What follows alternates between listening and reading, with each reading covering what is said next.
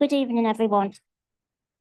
Welcome to Hammersmith and Fulham Council meeting, including our guests in the audience and those watching on YouTube. I'm Councillor Patricia Quigley, Mayor of the London Borough of Hammersmith and Fulham, and I will be chairing tonight's meeting. I would like to be addressed simply as Mayor. This is a hybrid meeting where councillors will be contributing from home as well as here in the chamber. Members joining remotely cannot participate or vote on the decision reports. To make the meeting more accessible, we will be supported by British Sign Language interpreters. The meeting is being live streamed to YouTube, and by participating, you are consenting to being recorded. I once again welcome our guests in the audience to this meeting. This is the most important meeting of the council. To ensure that the meeting runs smoothly, no heckling is allowed, nor any type of interruption will be tolerated when people are speaking. This is a personal request as I'm hard of hearing and need good order to manage the meeting effectively. Councillors, if the whip had not provided me with your name and you wish to speak, please raise your hand and wait until I call you. If you wish to raise a point under standing orders, please raise your hand and I will invite you to speak at a suitable point. When called to speak, please state the standing order you wish to use. Please wait patiently and do not interrupt the person speaking. If you wish to raise a point of order or personal explanation, you may interrupt the councillor speaking. However, please ensure your points are factual, brief, and to the point. Please be patient. At the end of each debate or report, I will formally put the recommendations or motion to the vote. For councillors joining on Zoom, please keep your microphone muted unless you are speaking. I would also like to remind members that it is customary for members to stand when speaking if you are able to, so you can be clearly heard and seen. If you are watching at home and would like to follow along with the agenda, there is a link in the description on YouTube. Fire alarm instructions. If the fire alarm sounds, please leave the meeting calmly by the nearest exit, which is in the lift lobby and down the stairs. Do not use the lifts. Officers will direct you to the assembly point in Shortland Road. If you can't use the stairs, officers will escort you to the refuge area. The meeting will be taken as adjourned until it can be safely resume business. Finally, the toilets can be found in the lift lobby. Item 1, apologies for absence. Thank you, Mayor. Apologies for absence being received from councillors Max Schmidt, Andrew Jones and Adroni Alford. Councillor Alford may join online though. Thank you, Sharon. Item.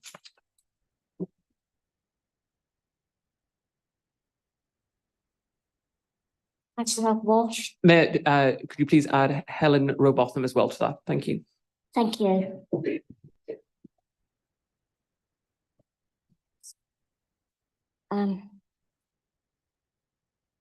Item 2, declarations of interest. Are there any declarations of interest?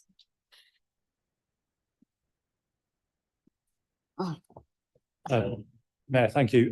For personal work reasons, I'll leave the meeting during special motions 1 and 7, and we'd be grateful if that could be recorded in the minutes. Thank you, Councillor Vaughan. Item 3, minutes. Are the minutes of the meeting held on the 12th of July agreed? Agreed. Shall I sign them?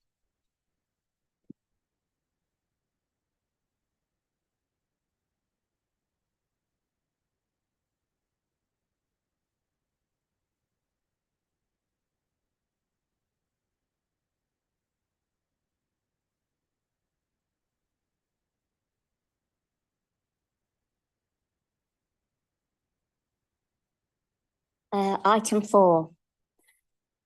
National Apprenticeship Awards. Mayor's announcements. Sorry, I'm still learning. National Apprenticeship Awards.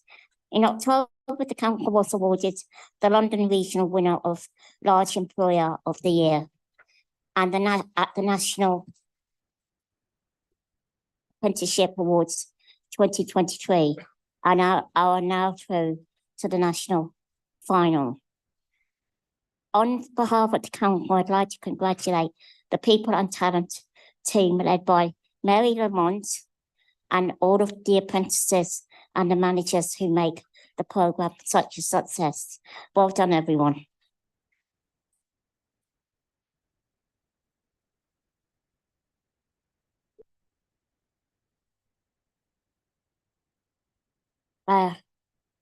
Israeli-Palestine conflict.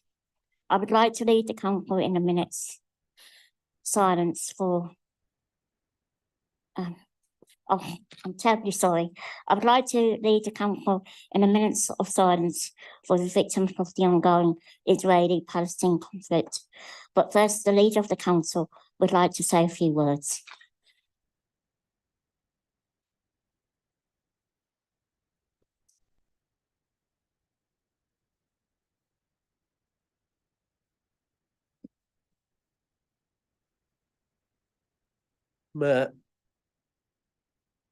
Only in our worst nightmares can any of us imagine what it must be like to begin our day, a normal everyday day, maybe meeting friends, maybe dining and chatting with family, maybe going to a festival. But for that day to turn into something else. Hundreds of innocent men, women and children machine gunned. Innocent people stolen and taken hostage. People beheaded. People burned alive. Women raped while their families are forced to watch. Babies slaughtered. Entire families massacred. A day of terror, planned and executed by terrorists. That day was Saturday, October the 7th, just over 3 weeks ago. More than 1,600 innocent people were killed on that day. Many of them kibbutzim, who campaigned for peace. The biggest planned murder of Jewish people since the Holocaust. In Hammersmith and Fulham, we flew the flag of Israel in the days after that attack. Our message to the world's only Jewish state is that you do not stand alone. We stand with you at this time of grief. Only in our worst nightmares can any of us imagine what it must be like to begin a day like today in Gaza. Humanitarian catastrophe does not begin to describe it. Thousands of innocent Palestinians displaced. Innocent men, women, children, and babies, desperate for food, clean water, and medicine. Innocent Palestinians desperate to find a safe place to hide, desperate to protect their children, desperate to keep their loved ones safe, mothers crying for their lost children, thousands of innocent Palestinians dead, grief, so much sorrowing grief. And things could get worse. As The Economist reports, Iran's proxies, Hamas, Hezbollah, and Islamic Jihad may escalate the conflict.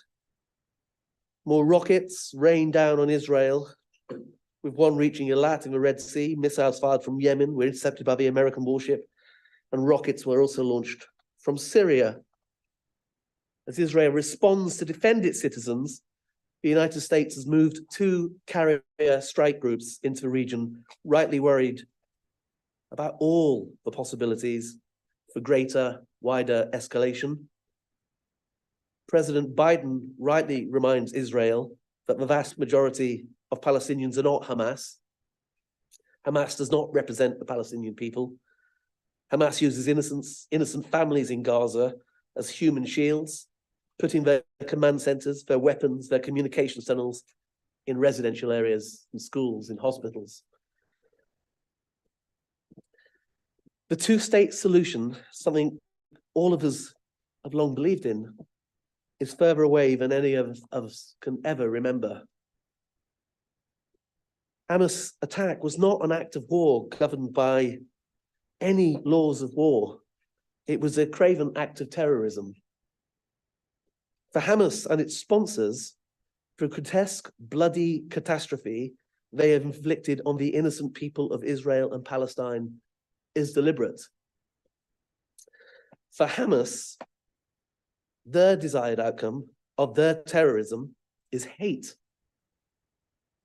Hate which, like a virus, they hope will quickly spread around the world, poisoning minds, eating into communities, creating division, distorting debate, and infecting the fabric of tolerant, compassionate, caring societies everywhere.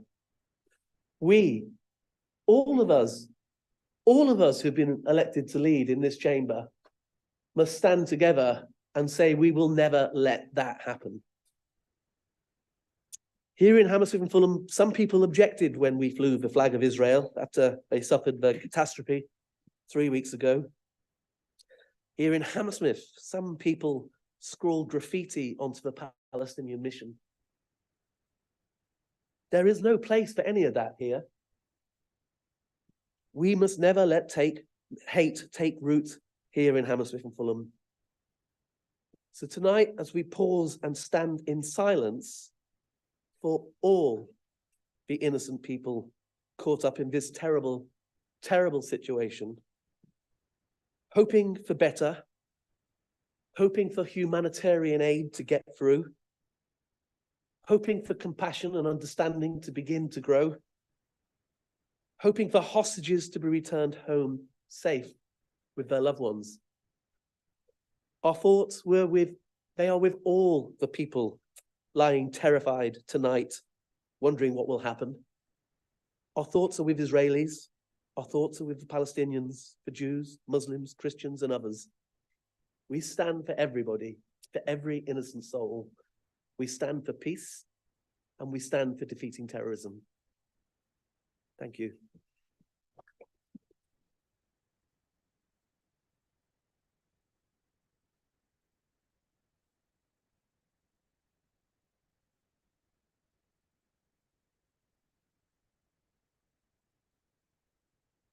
Thank you, Lisa. Are there any other speakers? Councillor Stanton.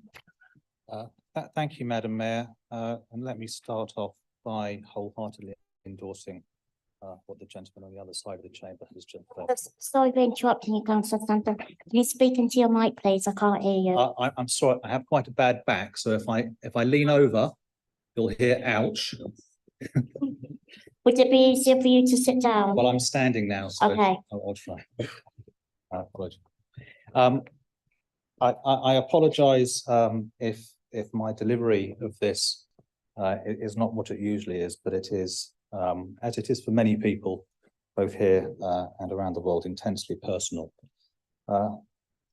As well as being a councillor outside these walls, I'm a London Jew. I'm not really a practicing Jew. However, I still identify as Jewish because it was part of my heritage, my culture, and my history. And that history is what makes me feel that Israel's actions in Gaza are justified from historical perspective. So let me explain why. Israel is the homeland of the Jewish people. It's where our ancestors lived for thousands of years, where our prophets spoke, where our kings ruled, and where our temples stood. It's where we developed our language, literature, laws, and traditions. It's where we survived invasions, exiles, persecutions, and massacres. It's where we always hoped to return to, no matter where we were scattered around the world. At the Passover, we've been saying next year in Jerusalem since at least the 14th century. But for most of our history, we did not have our own state in Israel. We were ruled by foreign powers such as the Babylonians, the Persians, the Greeks, the Romans, the Byzantines, the Arabs, the Crusaders, the Ottomans, and so on. We were often treated as second-class citizens, discriminated against, oppressed, and expelled. We were often attacked by our enemies who wanted to destroy us or to convert us. One of the worst attacks was the Holocaust, when Nazi Germany killed 6 million Jews in Europe. This was a genocide, a systematic attempt to wipe out an entire people. As you've heard before, many of my relatives were among the victims. They were murdered in ghettos, concentration camps, gas chambers, and mass graves. After the Holocaust, more Jews wanted to have their own country in Israel, where they could be safe and free. In 1947, the United Nations voted to partition Palestine into 2 states, one for Jews, one for Arabs. The Jewish leaders accepted this plan, but the Arab leaders rejected it and declared war on Israel. Since then, Israel has fought several wars with its Arab neighbors, who've tried to eliminate it or deny its right to exist. Israel has also faced terrorism from groups like Hamas, which controls Gaza and wants to replace Israel with an Islamic state. Hamas has fired thousands of rockets at Israeli cities and towns, killing and injuring civilians. Hamas has dug tunnels under the border to infiltrate Israel and kidnap or kill soldiers and civilians. Hamas has used civilian human shields in Gaza to protect its fighters and weapons from Israeli attacks. Israel has tried to defend itself from these threats. Israel has tried to prevent Hamas from gaining more weapons and money by imposing a blockade on Gaza. Israel has tried to negotiate with Hamas and other Palestinian factions for a peaceful solution. But Hamas, not the Gazans, not Palestinians, Hamas has consistently refused to recognize Israel's right to exist or announce violence. Hamas has rejected several ceasefire proposals and continued its attacks on Israel. So this is why I feel Israel's attacks in Gaza are justified. Israel is fighting for its very survival as a Jewish state in its ancestral homeland, fighting against an enemy that wants to destroy it and to deny its legitimacy. Now, I know that this conflict has caused a lot of suffering on both sides. I know many innocent people have died or been injured in Gaza as well as in Israel. I know that many people have lost their homes and their livelihoods in Gaza and in Israel. I don't wish harm or hatred on anyone. I don't support violence or injustice against anyone, and I don't deny anyone's right to live in peace and dignity. But I can't ignore my own history as a Jew and how my own life has been affected. I cannot forget what my people have endured for centuries and colours our everyday thinking. I hope that one day there will be peace between Israel and Gaza. I hope that one day there will be mutual respect and recognition between Jews and Arabs. I hope that one day there will be justice and security for everyone in the region. But until then, I stand with Israel. Thank you. Thank you.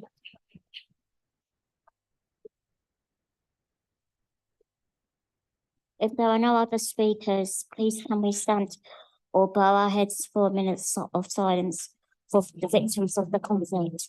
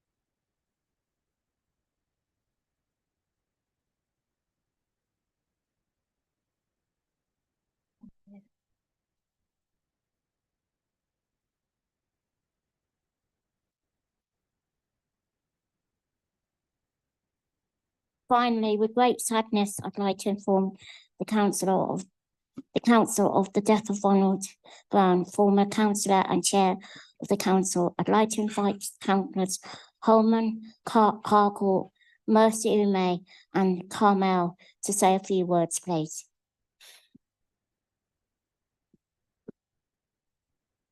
Thank you, Mayor. Thank you for giving me the opportunity to say a few words about Ron. I first met Ron when I was first elected to the council in 1994 and put onto the housing committee, of which he then chaired. In those days, there was sort of less collaboration between the parties in Hammersmith and the parties in Fulham. So we didn't all know each other before. All I knew a bit about Ron was about his reputation. So as a new, enthusiastic, very wet behind the ears, newbie councillor, I was quite looking forward to being put onto the housing committee. Pretty naive at the time, probably. And I made a few suggestions to Ron about things that I thought might be quite interesting that the housing committee should talk about. Ron was a very strong-willed person. He knew his own mind. He knew exactly what he wanted on that housing committee, and he wasn't having anyone, especially this new young person, telling him what should be on it. So it's fair to say we didn't exactly get off to a flying start.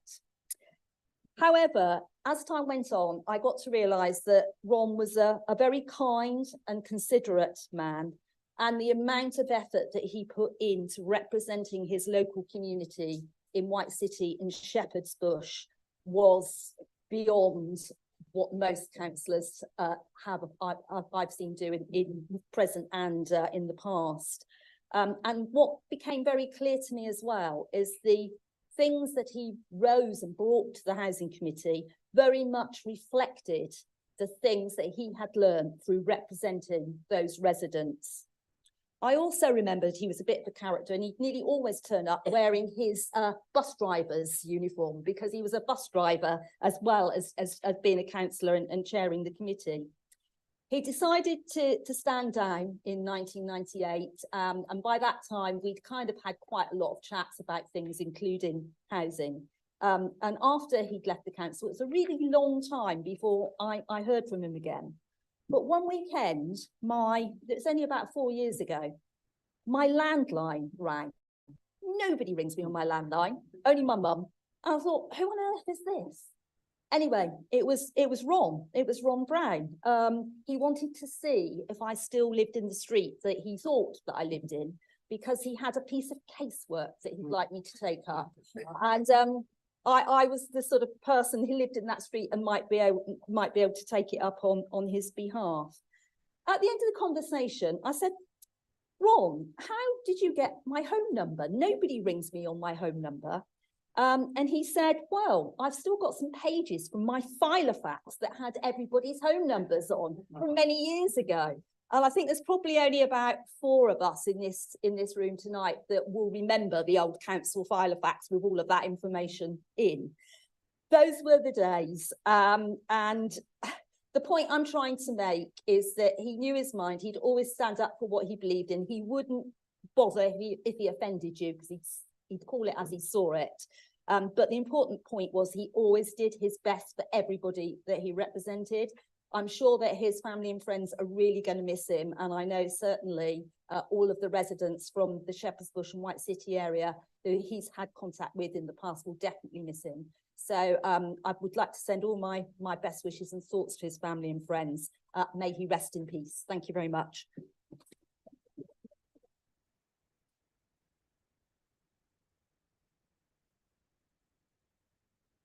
Thank you, Councillor Holman. Councillor Harcourt, like to say something.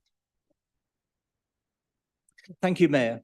And thank you, Councillor Holman, for giving me the chance to say a few words about former Councillor Ron Brown, who you've just announced recently passed away. It's a sad duty, one that I've had to perform on far too many occasions over the years when I've had to pay my respects in this chamber to former councillors like Les Wicks, Mike Cartwright, Colin Ahern and Tony Hennessy. Ron is the latest of that old order of former councillors to pass away. Sadly, there aren't that many of us left. Ron was a councillor for White City when I was elected in 1994. He had the highest majority in the ward, and he was a genuine grassroots councillor. He was part of the community. As Councillor Homan said, he was a bus driver who came from the community he served, which is why he was so respected by residents and officers alike, a person that people would listen to. He was someone who was at ease with anyone, a characteristic that stood him in good stead over the years when he was chair of the council, a position that in effect was that of the mayor. But Ron was never afraid of making his opinion known. He had strong views which he was never afraid of expressing. He would let you know or let officers know in no uncertain terms if he disagreed with you. Now, as November the 11th approaches, I recall vividly one rainy Remembrance Day service when Ron was effectively mayor and hosted the reception in the town hall after the service. Perhaps my memory isn't quite as good as the size of the scotch that Ron poured out for me was absolutely amazing. Can't remember anything else of that day. I have fond memories of Ron giving me a lift home in his car after meetings. I always remember feeling as though he was still driving the bus all the way home. Ron was a loyal Labour Party member and a solid example of the old style of working class representative who was so much respected as a local councillor. He shall be sadly missed.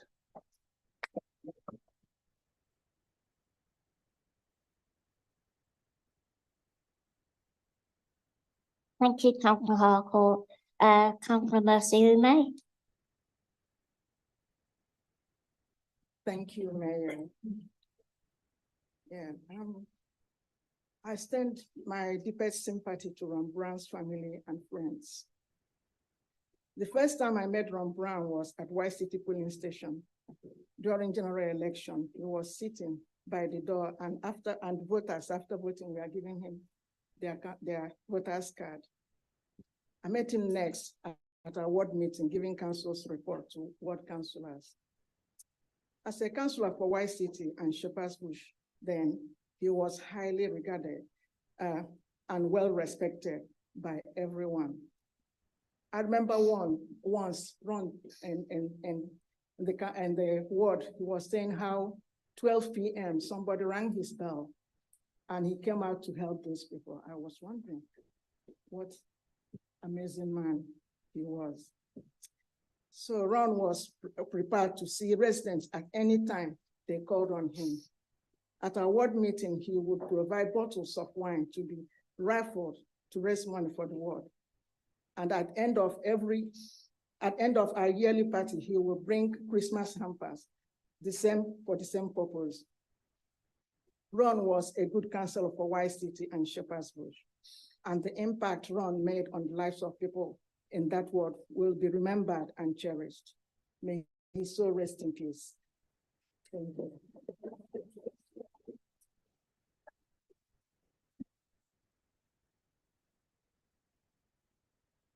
Thank you, Councillor May.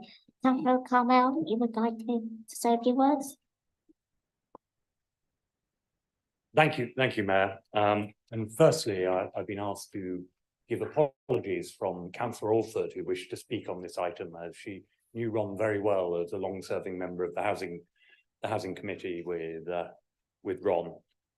But Ron was a dedicated public servant. He served this borough during 3 decades. He was first elected to this council way back as far as 1978, where he represented Ravenscourt Ward. He then moved to White City and Shepherd's Bush Ward, and ended up with name changes in Shepherd's Bush Green Ward.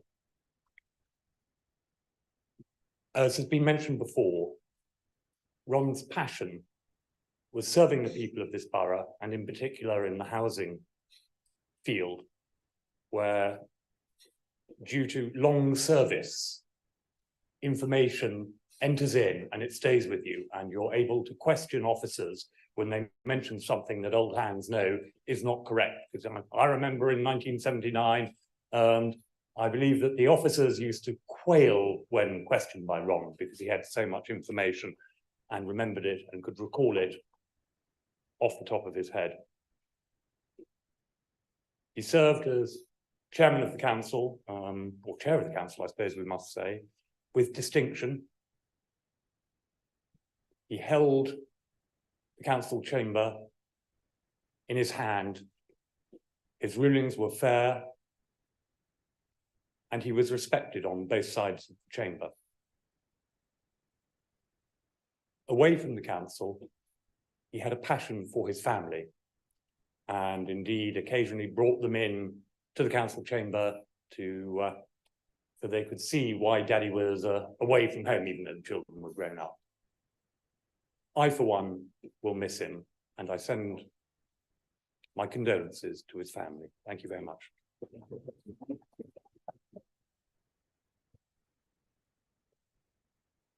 Thank you, Councillor Connell. Are there any other speakers? No.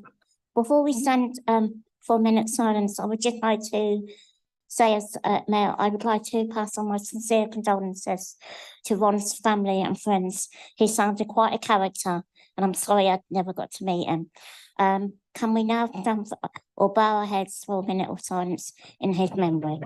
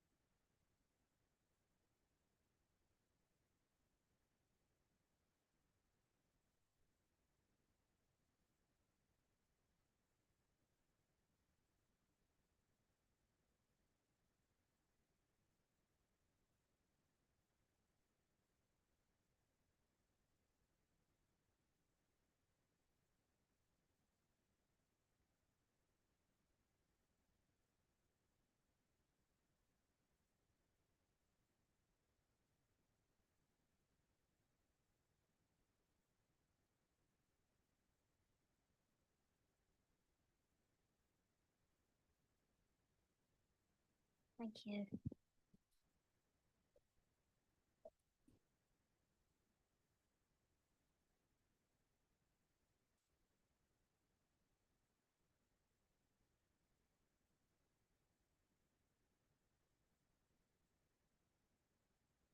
Item 5, the Youth Council.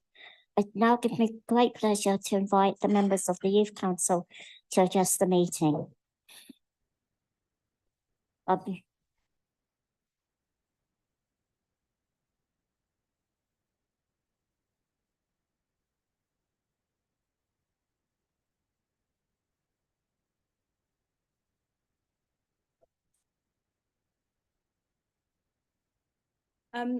Before we give our presentation, there was just something that we wanted to talk about. Sorry, Neve, can you just speak a little bit Sorry. into the mic, please? Before we give our youth council presentation, there was just something that I wanted to respond to in terms of the first minute silence. And I wanted to say that I understand that this is a sensitive topic for many people here and in the borough. And I by no means support the violence that we see across the globe, nor do I condone the mass killing of innocent citizens. However, I would like to draw attention to the plight of Palestinian people who have been oppressed by countries across the world as they turn a blind eye to the treatment they have suffered for decades. We have government ministers calling protests for Palestine hate marches. These are not the actions of a nation who wants peace, but rather fans the flames. Once upon a time, we saw far more violent protests in the name of justice for Black people, yet we do not look back on them as terrorists. Martin Luther King Jr. once said that a riot is the language of the unheard.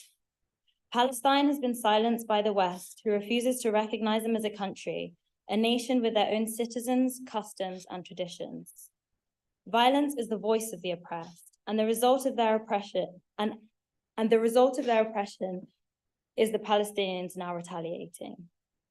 Many say they stand with Israel, but Palestine is alone in their struggle. And if we truly call for justice and equality, then we must stand also with Palestine and their people and not continue to ignore what has been plaguing them for so long. This is not about which side you choose, Israel or Palestine. It is about being on the side of humanity. Thank you. Thank you, Dave.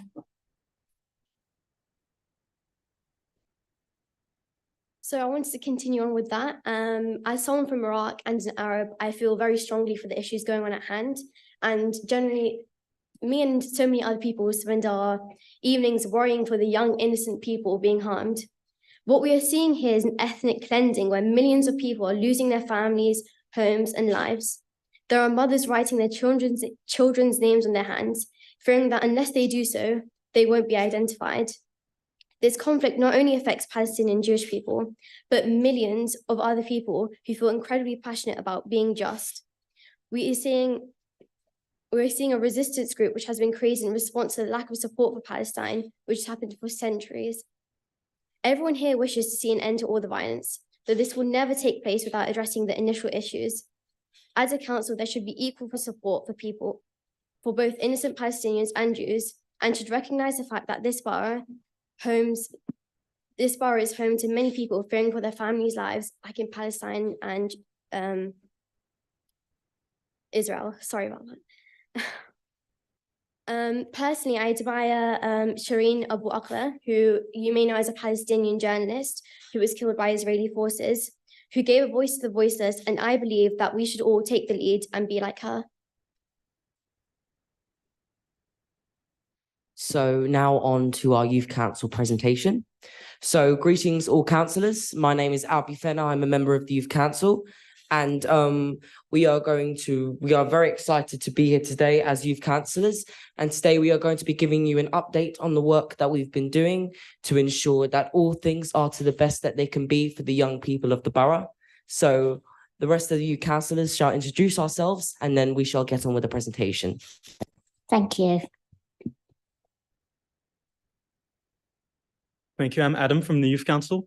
I decided to become a youth councillor to further the voice of young people in this borough and ensure that we have a voice in our future. Thank you. So hi, I'm Elaf, and I became a youth councillor because I felt it was really important for me to advocate for issues that not only I felt passionate about, but so many other young people felt passionate about too.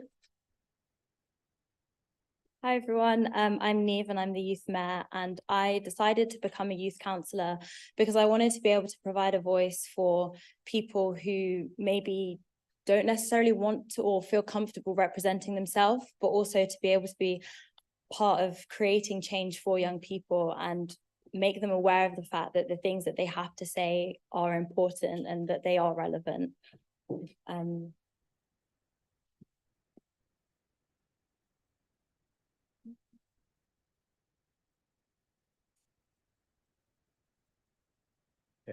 Firstly, I'll be presenting the purpose of Youth Voice.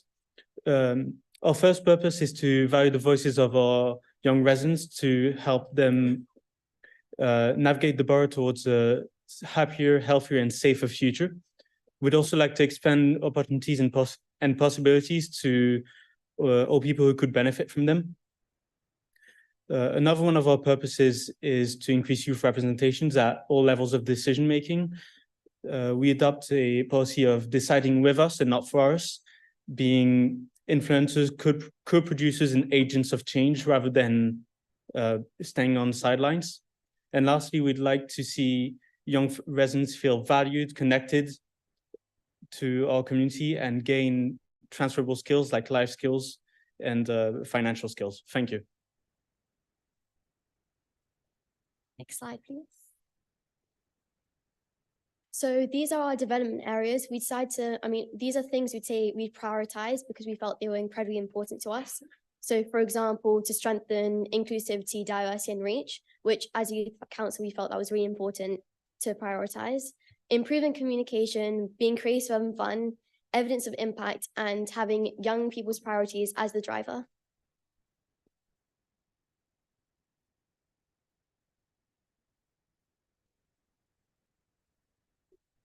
Thank you. So these are some of the highlights over the last years or so of youth council. So we've co-produced with the Youth Voice strategy to create priorities and principles so that it's clear to anyone who wants to get involved with youth council or wants to know more about youth council exactly what it is that we represent. We've come up with a calendar of inclusive youth voice activities. So that's included going and having like fun days in the park where we can get more and wider outreach in terms of being able to have days where we can get the voices of young people who may not be able to commit to long-term meetings. We've had youth parliament involved in interview strategies and commissioning. So our member of youth parliament has been absolutely amazing. And that is Anastasia, for anyone who doesn't know. And she's been great in terms of being able to put forward our manifesto to youth parliament, as well as being able to open communications between us. Part of our co-production and our inclusive activities has included reaching out in creative ways. So we have hybrid meetings. So some of them are in person, some of them are online. We also do days where they're more like drop-in sessions. So over the summer holidays in particular, we try and do as many of those as we can, where we can really get to young people who may not necessarily be able to come to meetings regularly. We have an increasingly diverse and representative youth council, and we're able to access the views of lots of young people because we, alongside having the in-person and hybrid meetings, we also have social media outreach as well through our Instagram page. And we also hosted the Youth Achievement Awards, where we had over 200 nominations, and it was an incredible event where we were able to come together to celebrate the work of young people and to be able to say that we can see what they've done and actually the impact that that has had on the borough.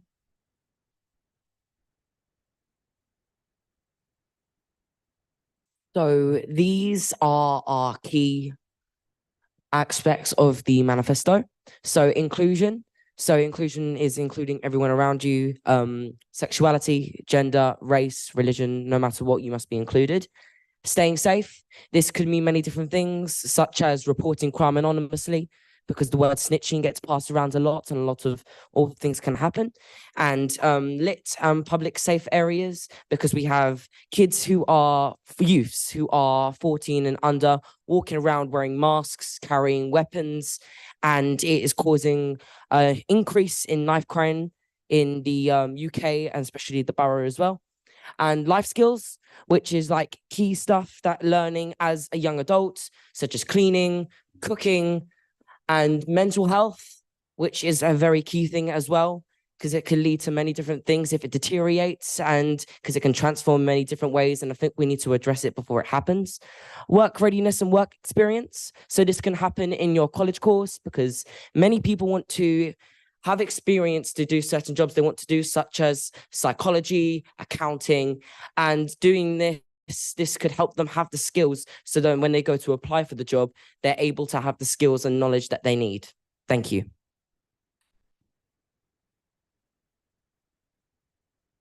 Thank you. Our borough-wide research, which stretched this summer from June to October 2023, highlighted the key areas that we wanted to focus on as a youth council for the next few years. For example, our reaching out sessions on groups and out-based sessions. We had them in several places like William Morris Sixth Form and many other youth clubs in the borough. We also partnered a lot with Action on Disability and Young Hammersmith and Fulham peer researchers to create or to collaborate on our topics for the next few years.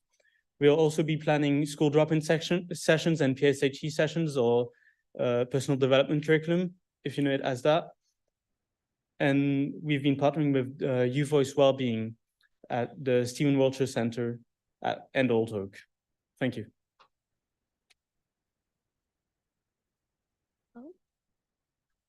Next slide. One more, please. So next steps and analysis on our findings. So following our evidence based on the training within the Industrial Strategy Lead and Inclusive Research Program.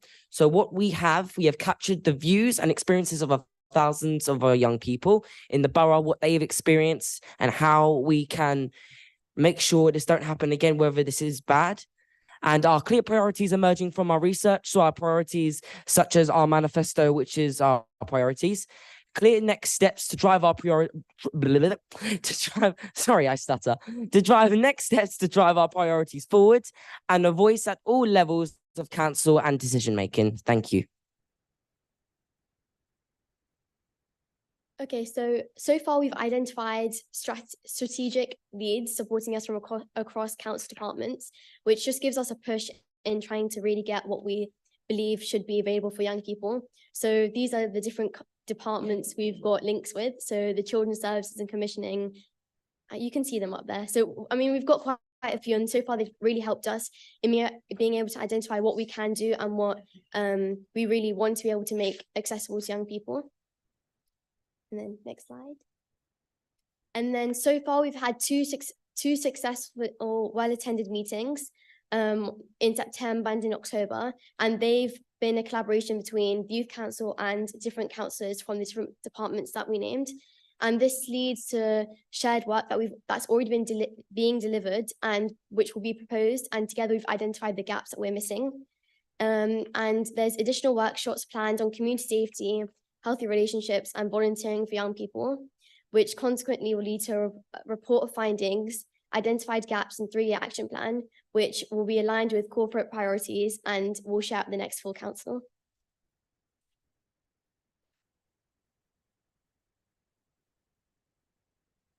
So I hope that you can all see how far we've come from when we first presented our Youth Council manifesto to you, in terms of now we have the evidence to support the key areas that we decided to focus on by reaching out to lots of young people.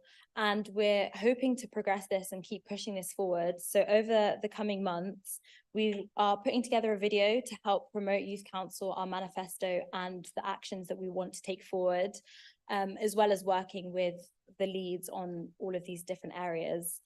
We're also creating a promotion video for the upcoming Youth Council elections for a new youth cabinet. So that's very exciting. It will be in February. So we're looking to both promote Youth Council values, but also keep pushing our manifesto agenda as hopefully a new youth cabinet comes and steps up. Thank you.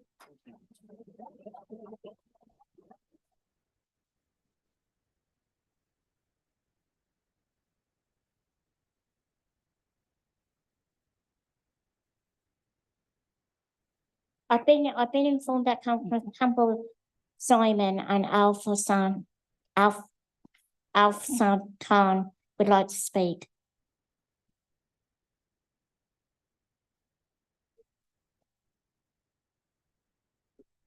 Thank you, Mayor. It's a pleasure to be gathered here today as we welcome the Hammersmith and Fulham Youth Council to this meeting. Their presentation on the Youth Voice update and future plans is both inspiring and enlightening. I want to express my sincere gratitude to the Youth Council for working tirelessly to shape a brighter future for our borough.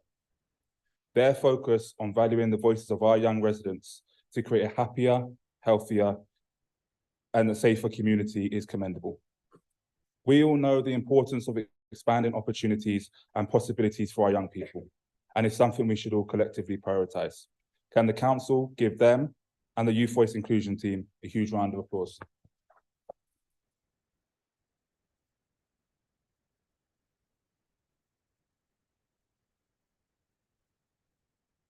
The motto of this administration is to do things with residents, not to them. The principle of deciding with, not for, is the cornerstone of our approach. So it's heartening to see the Youth Council embodying this philosophy by considering young people as influencers, co-producers, and agents of change. Their hunger for being at the heart of the decision-making process at all levels is a testament to their dedication and passion for our community, and it should inspire us all. It's vital our young residents feel valued, connected to their community, and acquire essential skills that will benefit them in latter life. Their engagement isn't just about today, it's about investing in the future of Hammersmith and Fulham. As we deliberate and make decisions here in the chamber, let's be reminded of the vital contributions and perspectives the Youth Council brings. Their energy, enthusiasm, and fresh ideas are invaluable assets to our discussions and planning for the borough's future. And I encourage all of us to embrace the spirit and commitment shown by the Youth Council. Let's continue to make sure their voices are not only heard, but also actively at the heart of our decision-making processes. It is through collaboration and inclusivity that we can truly create a more vibrant and prosperous community for all. Thank you to the Youth Council for their dedication, and I hope their efforts continue to inspire us all. Now, before I close my speech, I want to give my Conservative colleagues a word of advice. It seems that time hasn't brought much change. When I had the privilege of serving as a youth councillor, not one of the Conservative councillors attended any meetings or events. And since becoming a councillor and the lead member for youth advancement, I haven't heard of or seen any members of the opposition at any youth council events. Now, I know that they'll probably have their designated speaker for this item, most likely their spokesperson for education, who I'm sure will deliver a wonderful speech on how fantastic it is to hear about the incredible initiatives of the Youth Council.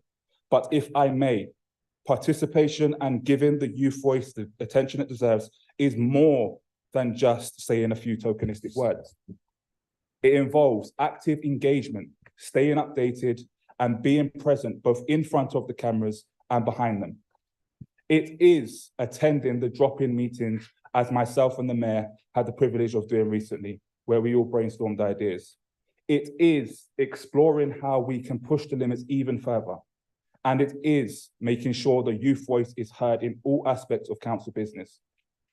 Rest assured, under this Labour Council, we are committed to making sure that the youth voice is not just heard, but is at the forefront and centre of any decision-making process. We introduced the youth mayor position in 2016 because we know it's not just a matter of token acknowledgement. It is about proactively involving and valuing the input of our younger generation. It's not merely about what's said in a speech. It's about engaging with and supporting these initiatives. We're not just talk, we're action. Young people's voices will be heard, considered, and at the very heart of all of our decisions. This isn't merely a promise. It's a commitment that we're dedicated to fulfilling. So thank you once again to our Youth Council. I hope we see you as elected councillors in the near future. Fingers crossed, of course, on this side of the chamber. But regardless, your dedication and efforts are the guiding light towards a brighter future for our borough. Your voices matter, and under this Labour Council, they always will. Thank you.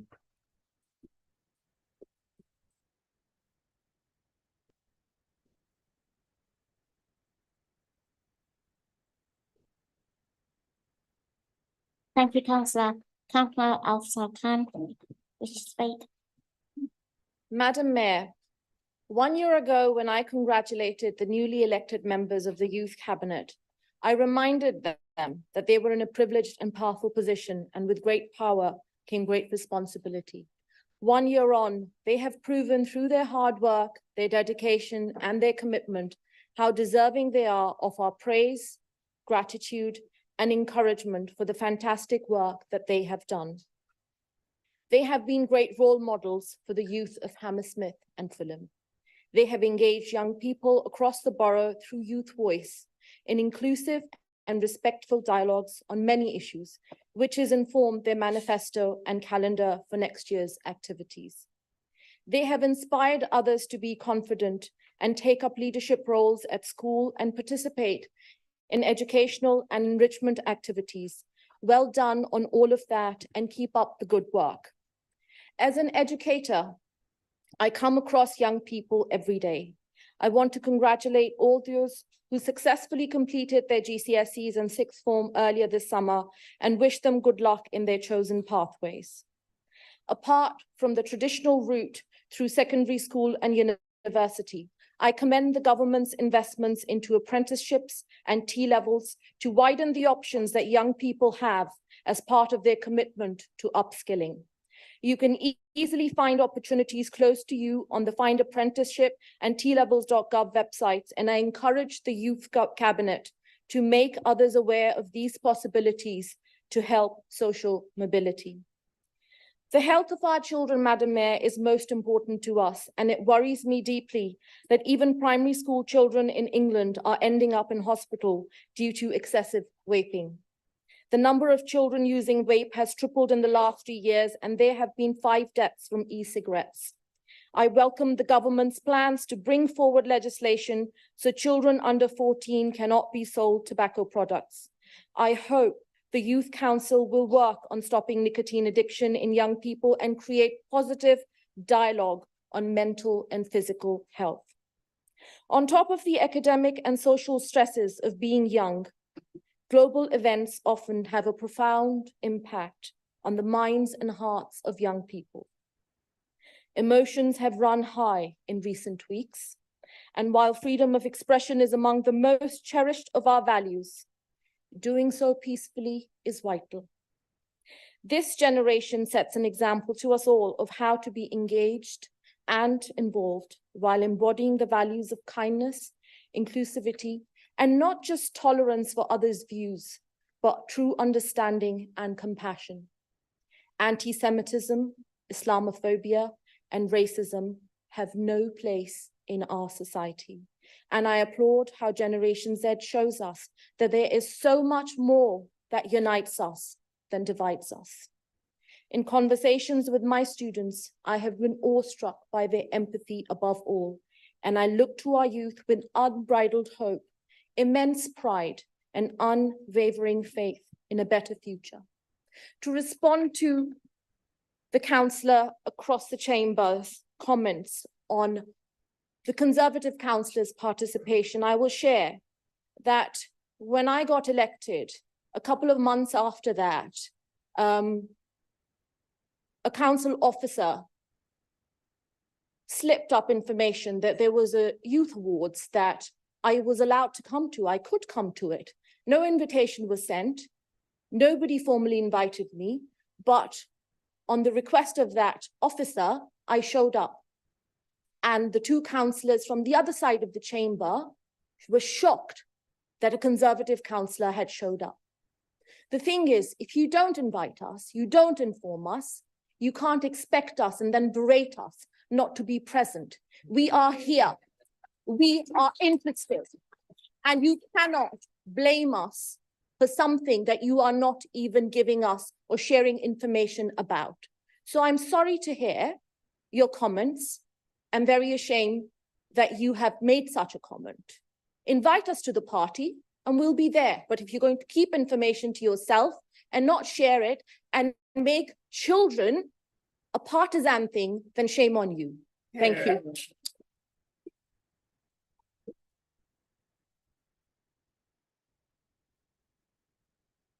Thank you. Are there any other speakers?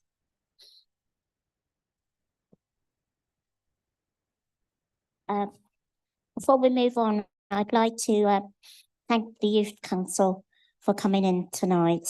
I had a sneak view of your presentation earlier today, and I'm really looking forward to your presentation. You've done really well. I think we've got a real role model in you, and it took great courage to speak out the way you did at the beginning. So I really do applaud you for that. I commend you for that. I think you are leaders of our future. Not sure if it will be political, but whatever you do, from hearing from the 4 of you, I know you're going to be good achievers. So I wish you the best of luck, and I look forward to working with you in the future. And I think I'm attending a thing with you lot at Christmas, so we'll have a good bit of fun then. Thank you.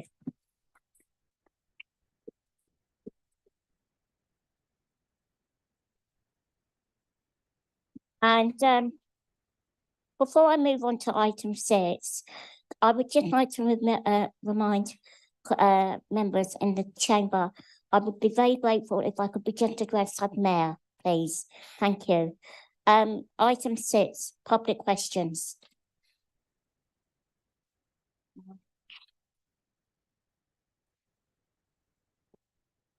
So I'd like to thank everyone.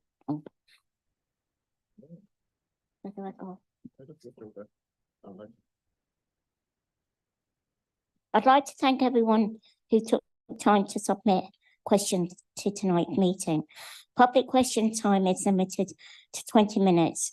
If a question does not receive a reply in the meeting, a written response will be sent and published in the minutes. For ease of reference, I have provided a copy of your question for you. All the questioners called will have an opportunity to ask a brief follow-up question, and please show respect to those asking and answering the questions. I will not allow any interruptions.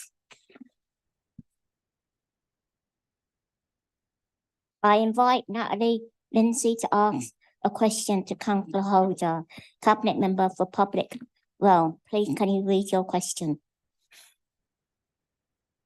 Thank you, Mayor. Thank you, councillors. I am a resident of Fulham, so I come from the south of the borough. My question to the Leader of the Council and to the Councillor for Public Realm. Please could the Council explain its implementation strategy for school streets across the borough and the timeframe that you are working on this? What is the criteria for the application of school streets, bearing in mind that the Council committed to looking at installing them within 4 months of the experimental traffic order being implemented on the clean air neighbourhoods, if it was established that local traffic volumes outside of schools remained dangerously high. How do schools actually apply for school streets? What kind of equipment and support will the council and the borough provide the schools when they have successfully applied for those school streets? Thank you. Thank you. I invite the Cabinet Member to provide a response. Thank you, Natalie. From the start of the academic year, we began rolling out school-centred engagement programmes, which focus on schools and their neighbourhoods. We are building a robust understanding of a school's community needs, as well as the wishes of local residents. Priority is being given to schools who have worked with officers to complete an air quality audit of pollution levels and traffic behaviour, and where the school community has demonstrated engagement or a willingness to engage. Okay. Inventions under consideration include school streets defined as timed roads closures taken to keep children safe, as well as build outs, including adding greenery, flood risk reduction measures, and air pollution barriers along street fences to protect the developing lungs of children. These form part of our wider clean air neighbourhood projects. Local stakeholders, including parent, teachers, associations, governors, and the schools themselves, like head teachers, who wish to register their interest in the school-centred engagement programme should contact climate-emergency@lbhf.gov.uk. I see that you mentioned the clean air neighbourhoods. It's my understanding that you've recently received letters from residents in the newish extension on the western side of the Wandsworth Bridge Road. Are you in a position to give the council meeting more information on this? Certainly. Residents have been given, residents are going street to street, door to door, gathering signatures of support for the clean air neighbourhood. So far, they've received signatures from 573 residents on 9 streets. They have informed us that they have spoken to almost 80% of households in those streets. The street by street results are as follows. Edenhurst Avenue, 93.3% of those they spoke to support the Clean Air Neighbourhood Scheme. In Preston Street, it's 100%. Studridge Street is 85.4%. In Hurlingham Road, it's 95.2%. In Ranelagh Avenue, it is 84.6%. In Limver Road, it's 100%. In Cloncharty Road, it's 86.2%. In Nearborough Street, it is 90%. In Perrymead Street, it's 96.9%.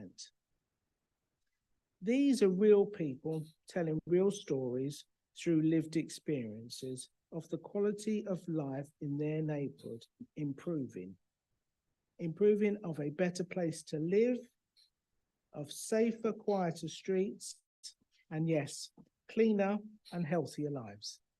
Hopefully that's answered your question. Thank you. Thank you.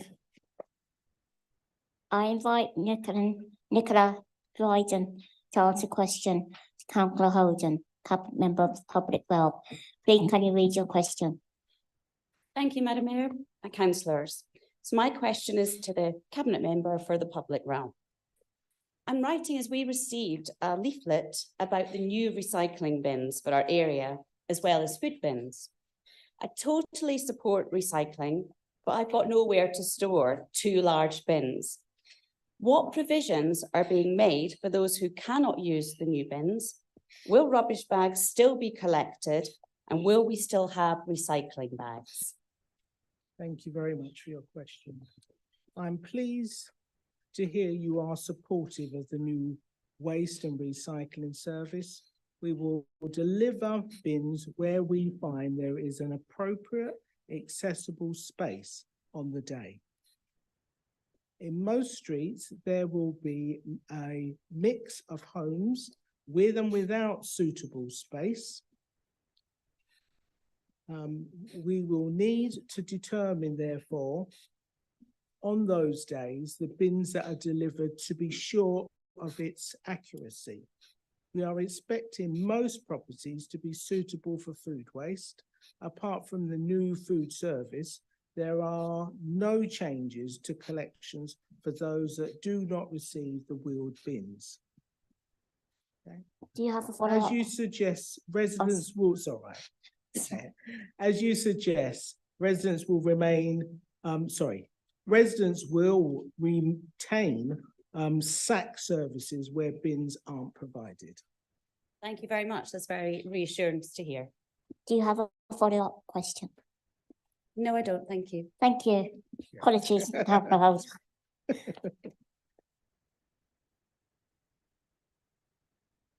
I invite David Morris to ask a question to Councillor Holder, Cabinet Member for Public Wealth. Please can you read your question?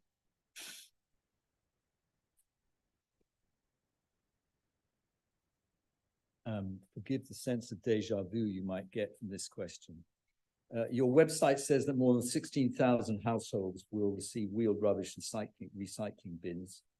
These large bins can be difficult to store in front of houses and flats, particularly those in multi-occupation. They can also be very unsightly and spoil an attractive streetscape. Will you consult with households and give them the option to retain their existing rubbish and recycling collection arrangement? Thank you very much for the question. We've been running the new service in several areas of the borough, covering approximately 6,000 households for over 3 years now. We surveyed residents who have been using the new service, and the vast majority were happy with the service and found it easy to use. The majority of residents told us that they recycled more and their streets were cleaner.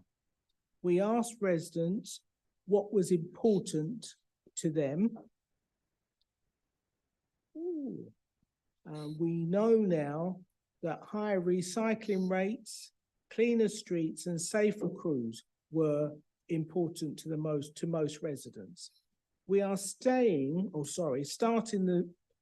the borough-wide rollout of the new service with street-based homes in the borough. We will only deliver bins where we find there is appropriate accessibility and space on the day. In most streets, there will be a mix of homes with and without suitable space, and we will need to determine this on the day the bins are delivered to be sure of accuracy. Where space is limited, or residents need additional capacity, we have a range of solutions available, including different sizes of bins and enabling sharing of bins between neighbours where residents prefer this approach. We will then also be extending the food waste service to homes which have communal bins and bin stores, and will continue to work closely with residents to make sure the service works for the very wide range of housing infrastructure in the borough. Thank you. You have a follow-up question? I'm not entirely clear what right a resident will have if the council decides that there is room for their for the house to have the bins. Do they have any option but to accept it? In answer to your question, what we are doing is we're engaging residents as we are going around. So we would prefer to have that conversation with each and every one of our residents to determine what their actual needs are. Because for some people, until we've had that conversation, they don't really know if they can fit a bin or can't fit a bin. So we'd like to do that exercise before making the final decision. Thank you. I'd like to invite Andy Knowles to ask a question to Councillor Sanderson, Cabinet Member for Children and Education. Please, can you read your question? Can the council please provide a summary of public buildings affected by problems with reinforced autoclaved aerated concrete that it is aware of in the borough, hopefully including those notified by other public bodies like the Imperial NHS Trust, so residents can be aware of possible building closures? I invite Cabinet Member to give a response. Thank you. The council's corporate, operational and wider estate was checked in 2020 when RAC first came to light and the dangers of it became clear. It's now being checked again in 2023 for reassurance following the recent media coverage. No buildings owned by the council to the council's knowledge contain RAC. Checks are informed by knowledge of the buildings, historical data, condition fabric surveys and inspections. In relation to schools across the borough, these are split into three types. Maintained schools are those for which the local authority is a responsible body. I'm pleased to report that there are no maintained or voluntary aided schools with any issues with RAC. All schools have been surveyed to confirm this is the case. There are, however, 2 academies which have RAC in their buildings, and these are being supported by the DofE to resolve the issue, and the local authority has worked with them to provide whatever support we can, for example, access to sports pitches and open space. In terms of other public buildings, the council does not have a mandate to access landlord information on RAC. Clarification will need to be sought from the responsible public body. Do you have a follow-up question? Thank you, no.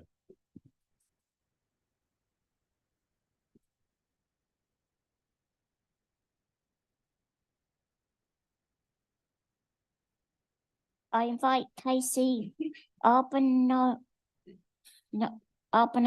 to ask Councillor Holder, Cabinet Member for Public Realm. Please, can you ask a question? And I apologise, I don't think I said your name correct.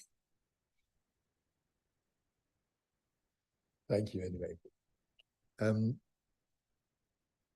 To the leader, Ghent has both seen a decrease in traffic, reduction in road danger, an increase in economic activity since they introduced their circulation plan.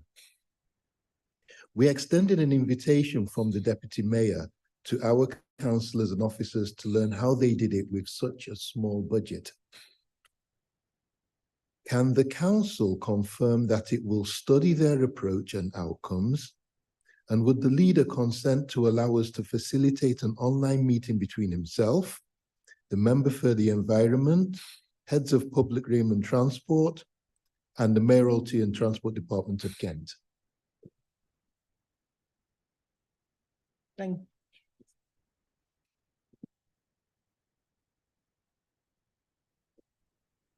Yes.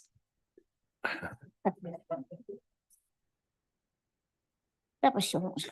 Do you have a do you have a follow-up question? The follow-up is about speed of implementation. Some 4 or so years ago, my son addressed the cabinet, having been hit by a driver on his way back from football practice at Fulham Football Club's training ground. And the council promised to implement their program of street improvements and safety enhancements for people who cycle and walk and otherwise wheel. 4 years is a long time in the age of a child. So the question is, what can the council do to increase the speed of deployment? Thank you. Invite the cabinet member to give a response, or leader.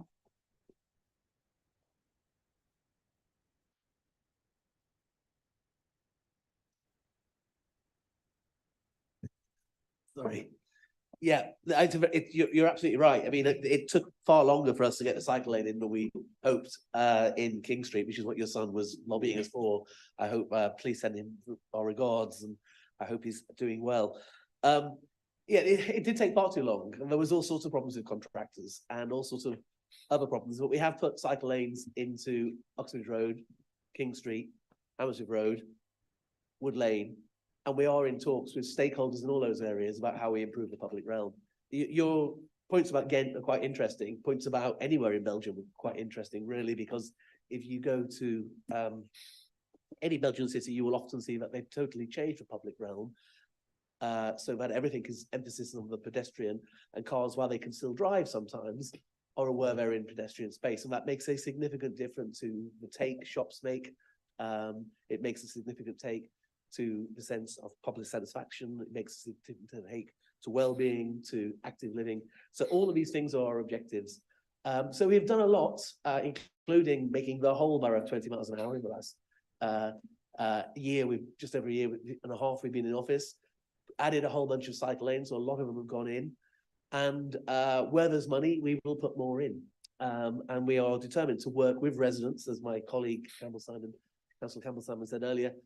We are determined to work with residents to get things done. And we would just encourage you that if you want things to happen, you need to make the weather, and you need to talk to your neighbours, and you need to get consensus, because we can't do things where there is no consensus. Otherwise, they wouldn't be doing things with people not to them.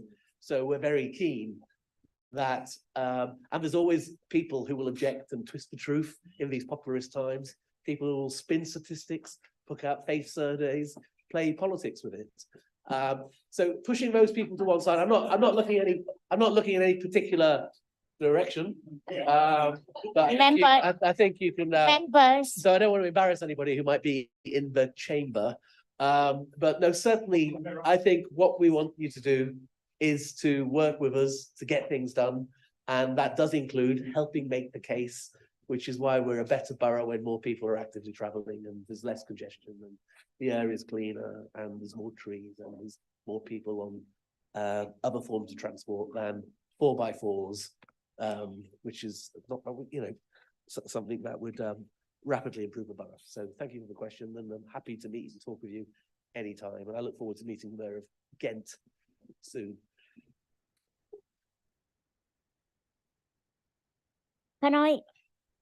Sorry, as I said at the beginning, I have a hearing, I'm hard of hearing. I cannot have members from either side when a member is speaking, even if it is a jest.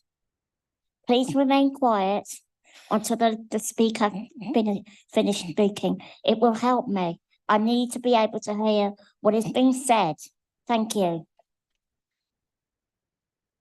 Right. I invite Paul Leonard to ask a question to Councillor Holder, Cabinet Member for Public Realm. Please, can you read your question? Mr. Leonard's here.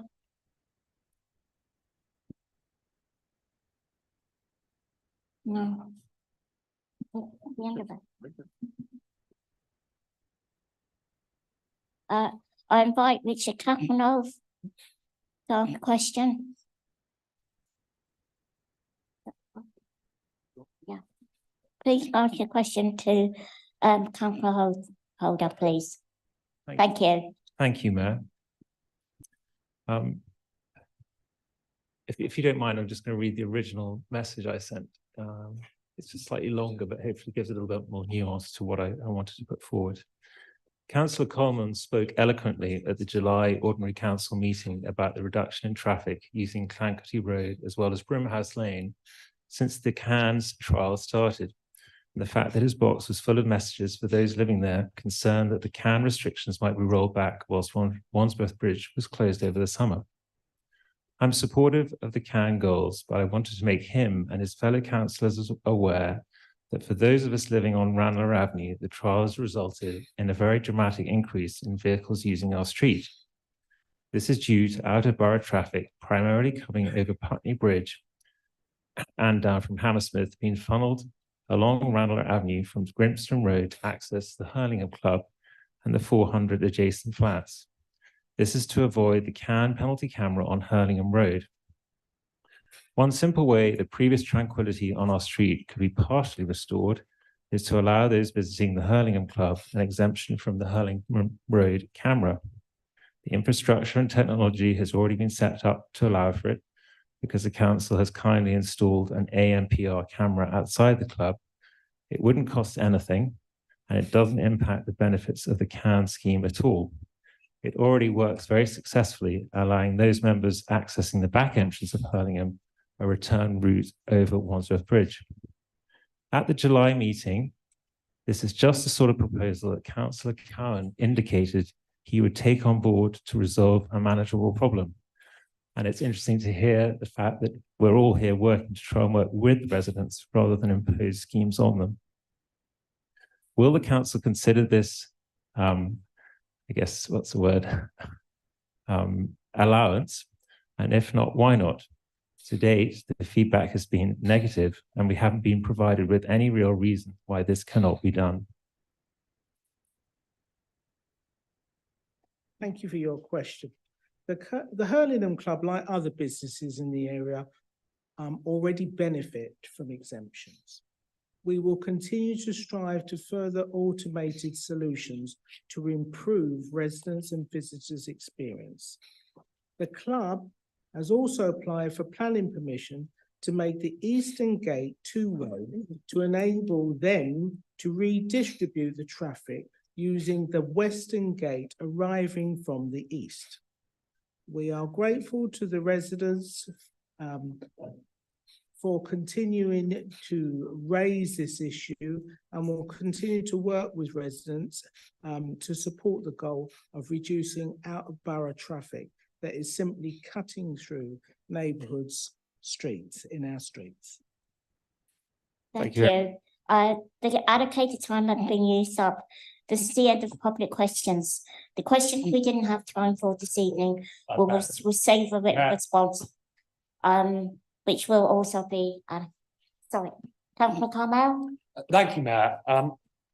Under Standing Order 15B, may I request that since our residents for whom we want to work with and not against, who've travelled up and in the midst of Storm Kieran, be allowed to ask the remaining few questions.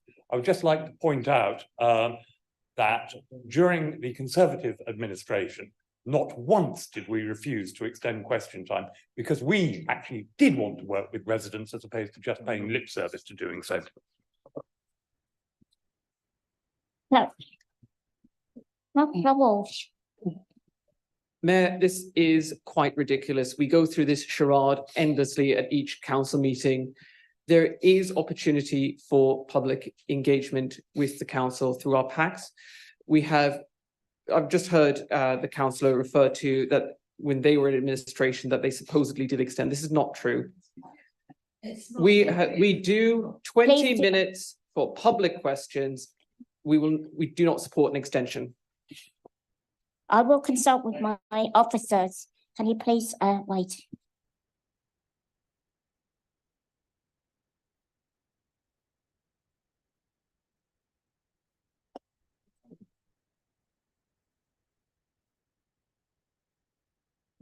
I'm going to put the motion to the vote.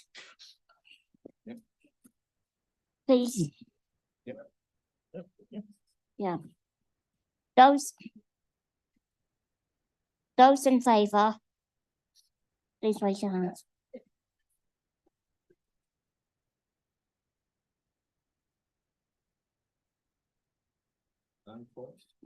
Those against? Those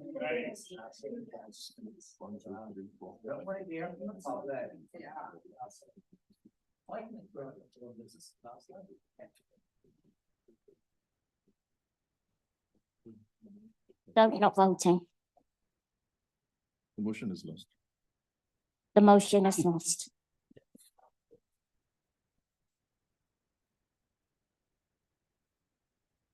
Move on to. Right. Item 7, committee reports. Item 7.1, H&F Academy. I call upon Cabinet Member for Finance and Reform, Councillor Lee, to move the report and its recommendations. Thank you, Mayor. It's a great pleasure to introduce this report. There's a view that councils are old-fashioned, slow, bureaucratic organisations. In my maiden speech, I noted that this borough was formed in 1965 and that too often, in too many places, the way that services are delivered has not changed since then. But people's lives have changed. The way they want to access services has changed. The way they want to report problems, the problems that they're facing have changed. We are making this council more reactive, more open, more inclusive, driving efficiency and the effective delivery of services for residents. Our goal is not just to be recognised as a well-run council, but to be comparable to the best-run organisations in the country. Now, a key part of transforming our council is ensuring that we have the best and the brightest people working here. This report on the H&F Academy sets out how we are recruiting talented people at all levels and the training programmes that we provide to ensure that they continue to develop throughout their careers. Now, a few weeks ago, I was lucky enough to be able to meet the new intake of graduate recruits. I was impressed by their enthusiasm, their understanding of the issues facing local councils, and the responsibility that they were given in their first work placements here at the council. Hammersmith and Fulham is not just competing with other local councils, but with all large organisations that set out to attract the best and brightest recruits. Our work experience and supported internship programmes give local people, no matter what their background, the opportunity to gain experience in their chosen field.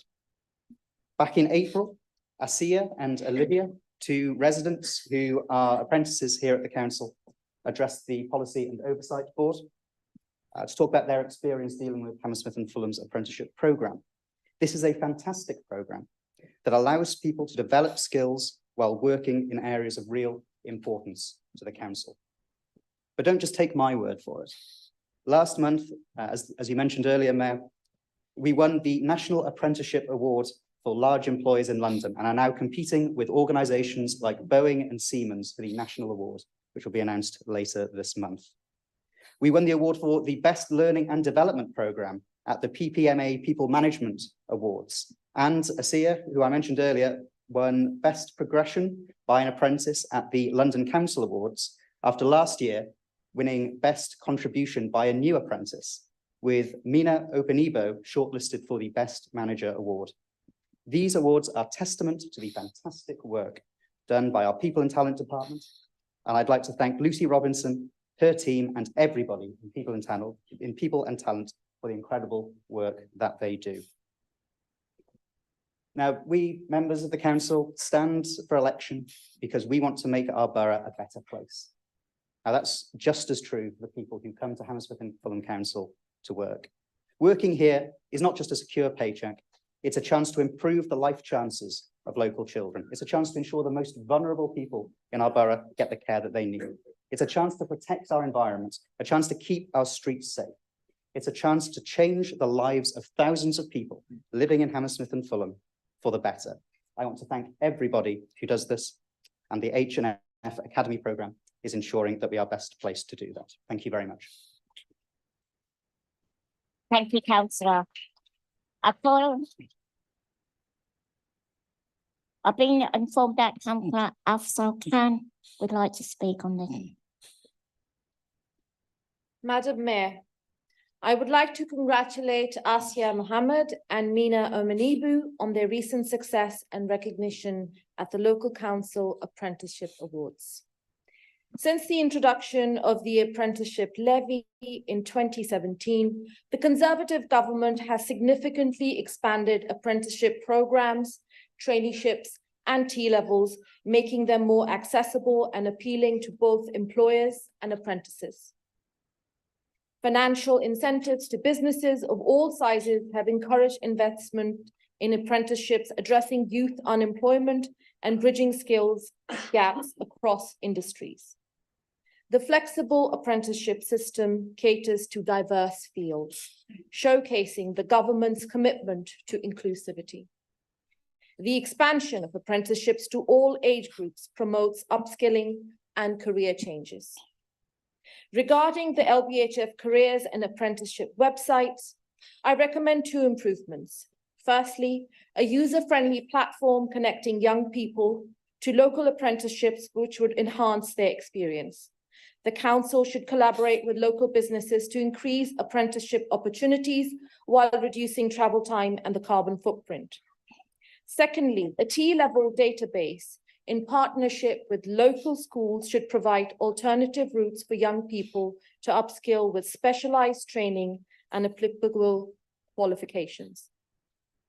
It is noteworthy that LBHF has successfully met and exceeded the government target of employing at least 2.3% of staff as new apprentices between April 2017 and March 2022, while being inclusive and diverse. The Conservative government's apprenticeship initiatives have had a profound impact on individuals and the economy, fostering skill development and competitiveness. In Gillian Keegan, we have a Secretary of State for Education who achieved a successful career through degree apprenticeships, which highlights the value of alternative routes to education. Thank you very much. Thank you.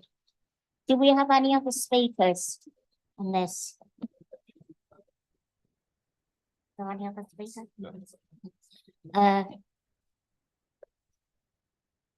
Is the report on the H&F Academy noted? Right. Item 7.2, Youth Justice Plan 2023-24. I call upon the Cabinet Member for Children and Education, Councillor Sanderson, to move the report and its recommendation. Thank you. Formally moved.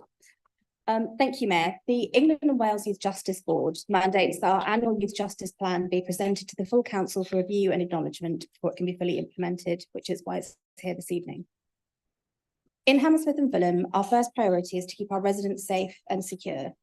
We want our young people and our communities to thrive and reach their full potential. The Youth Justice Plan is based on the fundamental belief that if we are to reduce and prevent offending by all young people, we must work together to provide the right services at the right time to avoid young people experiencing harm, reduce both the level of youth crime and the victimisation of children and young people, and ultimately to improve outcomes for the individual and our community as a whole. The safety and well-being of our young people is paramount, and to ensure this, we take a unified and collaborative child-first approach, working in partnership across education, health, the police, cross-departmentally across the council, with our voluntary and community sector, and crucially with residents to develop this plan and our youth justice service. Mayor, when Labour came to power in 2014, following our first landslide victory, the rates for young people in Hammersmith and Fulham entering the criminal justice system for the very first time were notably higher than the regional averages across London and the rest of the UK. Since then, we have maintained an unwavering commitment and a laser focus on prevention and invested substantially in our youth justice system, including the creation of our Gangs and Violence Reduction Unit. These efforts have resulted in a significant reduction in the number of young people entering the criminal justice system for the first time during our tenure. The dedication, ambition, and impact of our Youth Justice Service was recently recognised at the inspection by His Majesty's Inspectorate of Probation in 2022, where Hammersmith and Fulham were one of the very few councils to receive an outstanding judgment, the highest possible rating. This accomplishment reflects the enthusiasm, dedication, and empathy that permeates every aspect of our youth crime prevention partnership, as well as the dedication of all who work within it to ensure the safety and protection of every young person from the world of crime. We pride ourselves on our child-first approach and continue to prioritise the needs of these children as children first. The Chief Inspector of Probation said that as part of the report that Hammersmith and Fulham Youth Justice Service is a dedicated, capable and confident service where children have every opportunity to move away from crime.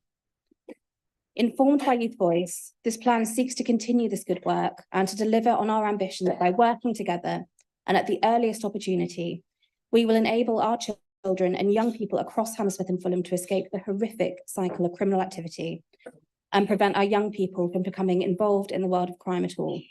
I recommend this plan to the council. Thank you.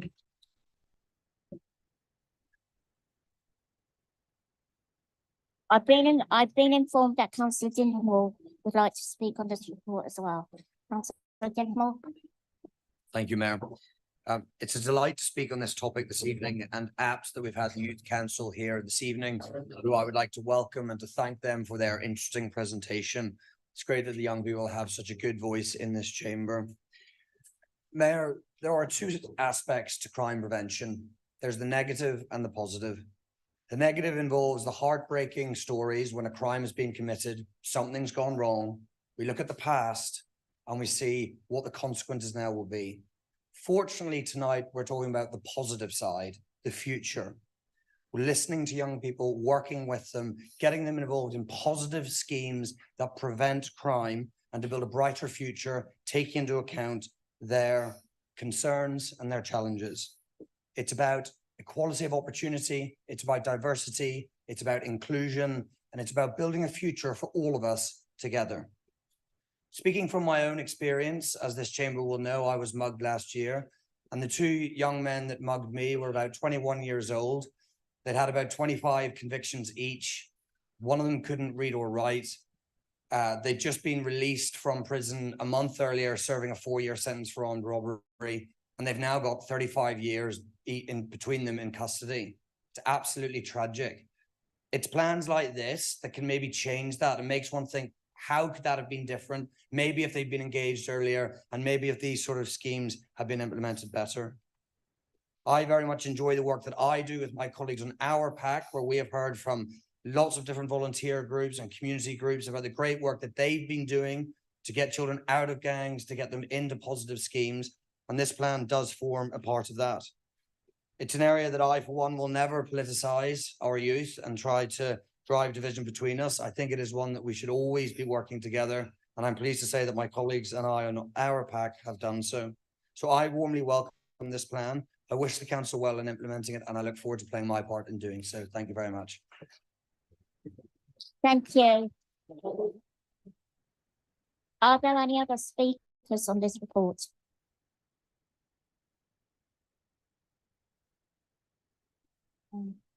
Is this report and its recommendations agreed? Agreed. The report and the recommendations are carried. Item 7.3, adoption of the London Government Anti-Racist Statement. I call upon Cabinet Member for Social Inclusion and Community Safety, Councillor Harvey, to move the report and its recommendations.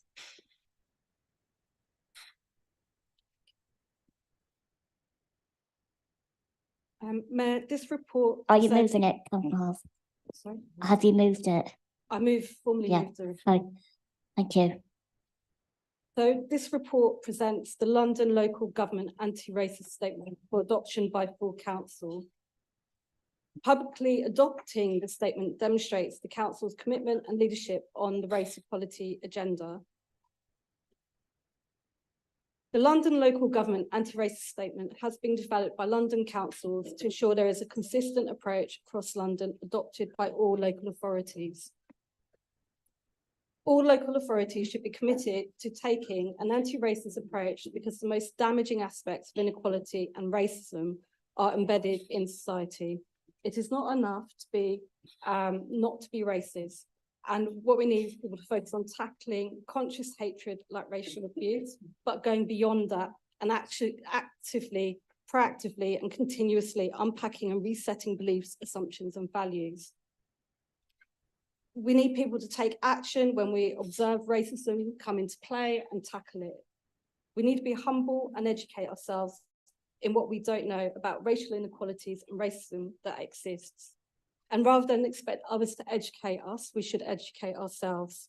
We need to take a collective commitment to achieve racial equality, and London councils can do this together and have a positive impact on the life and outcomes at all stages for everyone, including in relation to health and wellbeing, employment and education.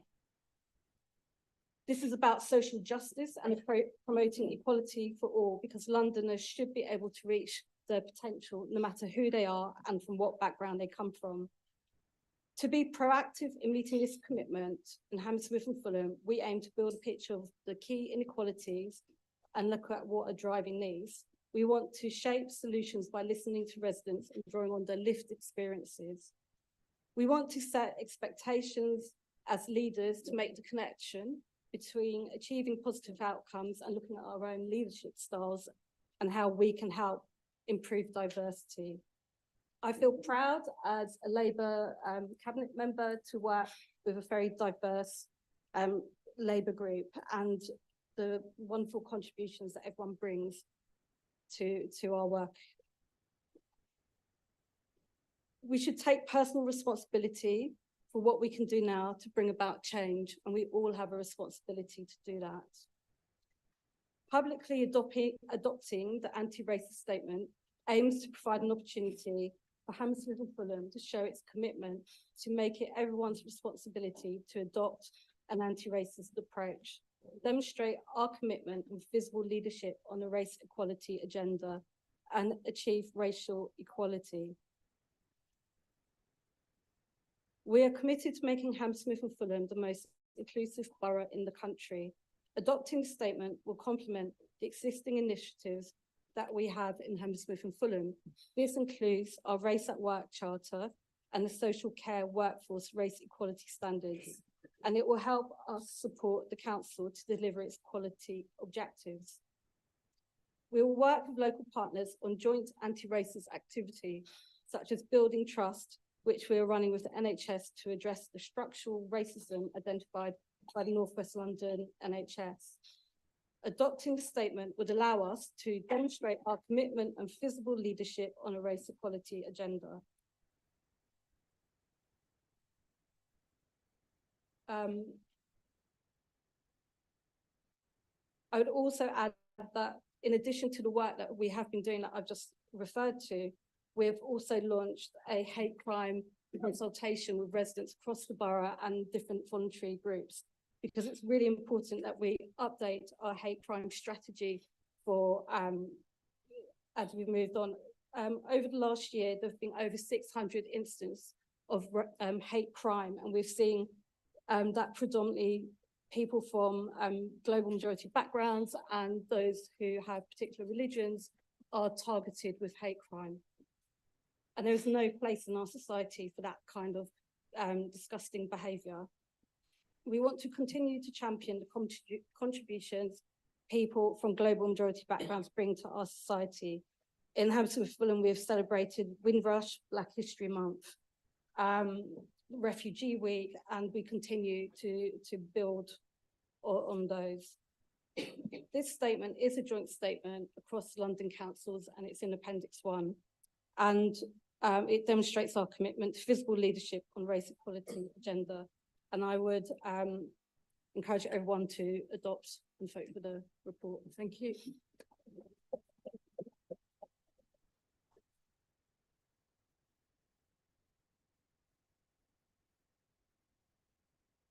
Thank you, Councillor Harvey.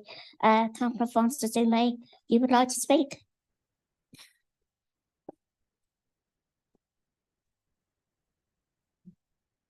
Thank you, Mayor. Thank you, Mayor.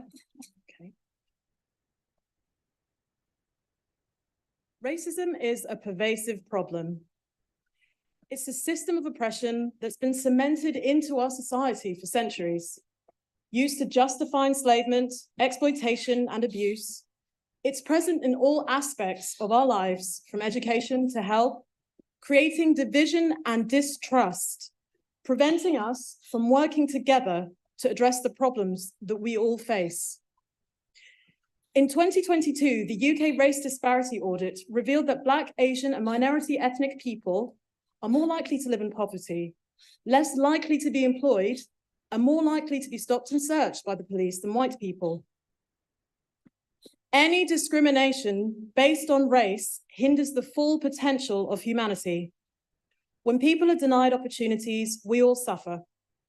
When people are targeted by violence, we all feel less safe. When people are marginalized and silenced, we lose lived experiences and diverse perspectives. I recognize that some people may question the relevance of this, perhaps thinking, for example, why do I need to care about racism? This doesn't affect me personally. And in response, I say that racism harms everyone, directly or indirectly. Racism is harmful to communities and individuals, can lead to trauma, limiting opportunities, create social isolation. Racism is harmful to our economy, prevents businesses from getting access to diverse talent pools. It stifles innovation, creativity, and economic growth. Racism is harmful to our democracy, eroding our values of shared prosperity and justice for all. Anti-racism seeks to overcome this. Saying I'm not, we're not, and all society is not racist is not enough.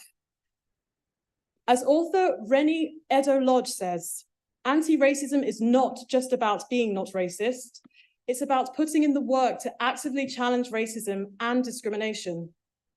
It's also about confronting hidden prejudices and acknowledging both personal and collective subtle biases that fuel systemic inequalities. Addressing this inequality is vital for social harmony, economic stability, and overall well-being. It is a moral imperative and a practical necessity to better society as a whole. Here at Hammersmith and Fulham Council, wholeheartedly embracing and embodying an anti-racist approach is an important step in creating a just, inclusive, and compassionate community. And we've heard from Councillor Rebecca Harvey about the work that we're doing in this borough to start to tackle that. This commitment extends across the council through the services offered and collaborative efforts with partners to foster positive transformation for all, people who live, work, or visit here. A crucial step in the path towards anti-racism involves hearing firsthand accounts of racism within our communities, then shaping and creating the change that's needed. As Councillor Harvey mentioned, right now, our Building Trust project, activated through the work of our Deputy Leader, Ben Coleman, is a vital piece of work with local residents, community groups, and NHS North West London. It seeks to understand the lived experience of Black people within the healthcare service. Black residents tell their stories directly to those responsible for planning and providing local services to create change for those oppressed within these systems. Having attended a session myself and contributing to that session, it was really heartbreaking, actually, to hear about the experiences that people have faced. Experiences that I'm very familiar with, being judged, not listened to, ignored, not even seen sometimes. It's clear that we cannot allow racism and inaction to continue to poison our society. We must co-produce a solution to enhance trust and improve services. So thanks to all the residents who are showing courage and bravery by speaking up, and to our wonderful community groups, including the Ashe Project, Age UK, Sobis, NAS, and Turning Point, as well as council officers for taking this forward. Anti-racism is about individual and collective actions to create systemic change. It's not easy, it's uncomfortable, challenging, but essential. Through education, listening, seeking to understand, challenging behaviours, we can make a difference and together build a more just and equitable borough and wider world. It's a long-term fight and one this administration believes is worth fighting for. Thank you, Councillor. Thank you. Thank you.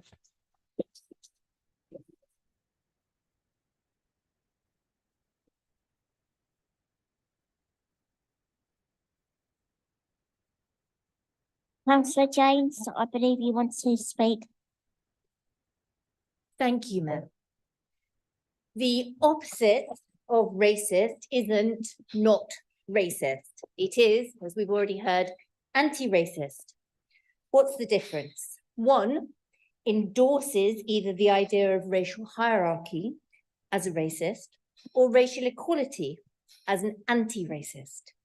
One either believes problems are rooted in groups of people as a racist, or locates the roots of problems in power and policies as an anti-racist. One either allows racial inequities to persevere as a racist, or confronts racial inequities as an anti-racist. There is no in-between safe space of not racist. Those are not my words. Those are the words of Ibram X. Kendi, author, professor, anti-racist activist, and historian. And so what it means in reality, as we've heard today, is a philosophy which is a state of being and doing. And that's why I really welcome this motion that we are to sign up to adopt the London Local Government Anti-Racist Statement, because it embodies that philosophy. As Councillor Ume has just highlighted, structural racism has many daily consequences for people living in our community that we must understand and we must address. And the statement, if you read it, makes a really crucial point. Yes, we have laws that are supposed to protect us from overt racism, but we need so much more than that. Those laws are not effective in stamping racism out. In my own day job as a lawyer, often representing young people in custody and penal detention, which was widely accepted by the Lamy report as the starkest manifestation of structural racism in this country. Over half of all children in custody are from minoritized backgrounds, compared to just 20% in the community. And as our own youth justice plan tabled tonight shows in our borough, it's even higher than that. And yet in 15 years or more of practice, I have never known a complaint of racism by a young person in custody to be upheld. And most of the time, when they tell me about experiencing racism and I tell them, let's complain, they don't even want to bother because the culture is so structurally racist. The only way then to tackle pervasive and structural racism is to change practice on the ground. And I'm really pleased to see that the youth justice plan that's been tabled tonight directly confronts this issue with practical plans to address it. And it is living evidence that Hammersmith and Fulham is not just adopting this statement, but is committed to the need to live and breathe it. As we've heard already from so many people tonight, from Councillor Harvey, from Councillor Ume, from Councillor Trey, and the fantastic work of the Youth Council, we are already a community that does so much to be inclusive and to celebrate all the different people who have shaped and formed our communities. And we don't shy away from uncomfortable truths. We address them. And as I think Peter Parkin said last night, in the last Black History Month event, sometimes they are uncomfortable. We've got to confront them so we can learn from those past mistakes and not repeat them. As a Jewish woman and somebody who grew up in East London, where I was exposed to the tragic reality, sometimes, in fact, one case fatal, of racist attacks on people I knew, I'm all too aware of the critical importance of building truly inclusive communities. I therefore thank the councillors and the officers who have seen this statement through.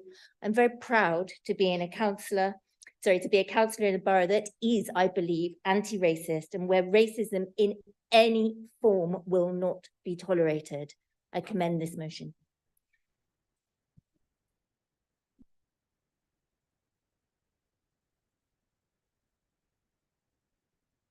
Thank you, Councillor James. I believe Councillor Carmel, you wish to speak? Sorry. Thank you, Mayor. Just on behalf of the opposition, I wanted to say that we will be supporting the London Local Government Anti-Racist Statement and we'll be voting to adopt it, and we commend this report to the council. Thank you. Are there any other speakers on this motion? No.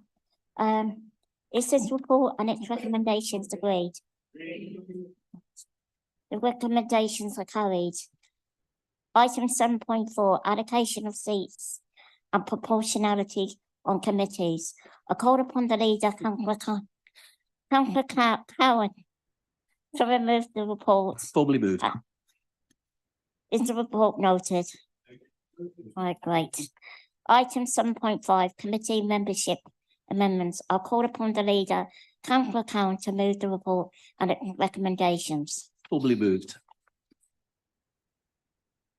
Is the report and its recommendations agreed? Item 7.6, Treasury Management Strategy Statement Amendment. I call upon the Cabinet Member for Finance and Reform, Councillor Reid, to move the report and its recommendations. Thank you, Mayor. I'm very pleased to formally move this. Now, I'm aware that local government finance perhaps isn't the issue that gets the pulses racing. Even within the local government finance community, very people enjoy debating the finer points of Treasury management strategies. But this is a highly significant change and potentially, shock horror, an exciting one. It's one that will improve the environment in our borough, whilst also improving the council's finances. We are seeking to amend the Treasury management strategy in order to allow the council to issue a green bond to fund climate-related initiatives across the borough.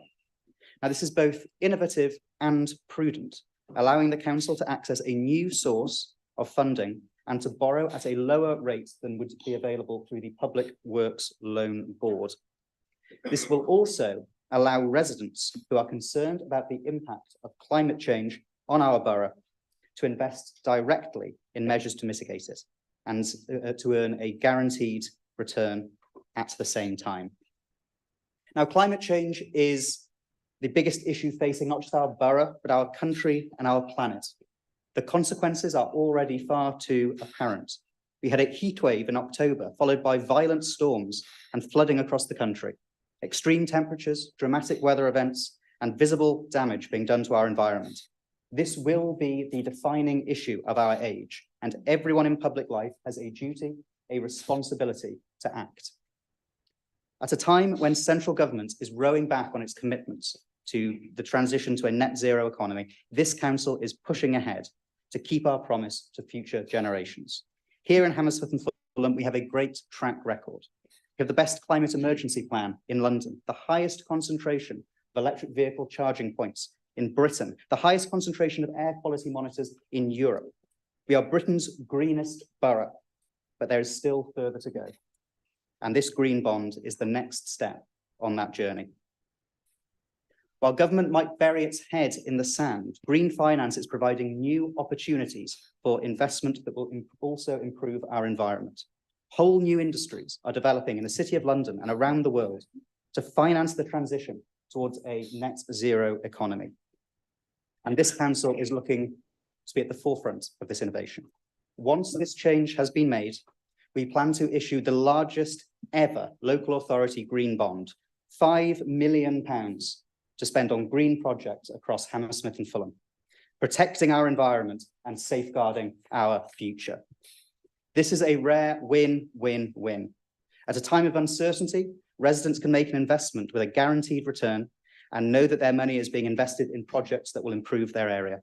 Our borough can invest in much-needed measures to mitigate the impact of climate change, and the council can borrow at a lower rate, reducing interest costs on green projects.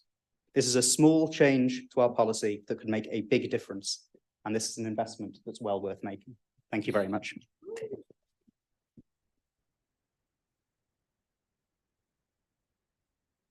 Thank you. I've been informed that Councillor Harcourt also wishes to speak. Thank you, Mayor. I'd just like to take a couple of moments to explain why this report and this amendment should be supported. As Councillor Reid said, climate change is probably the most important issue affecting the planet at the moment. Just look at the increasing number of severe storms to hit the UK this autumn. 3 already this year, and we're just about 2 months into the storm season. Storm Agnes, Storm Babette, and tonight, I believe it is, Storm Kieran. There were only 2 such storms in the whole of last year. We saw heat waves across Europe and elsewhere last year, uncontrollable wildfires, and even snow in California, all testimony to the way climate is changing around the world. And that's why this council declared a climate and ecological emergency in 2019, to enable us to deal with this crisis.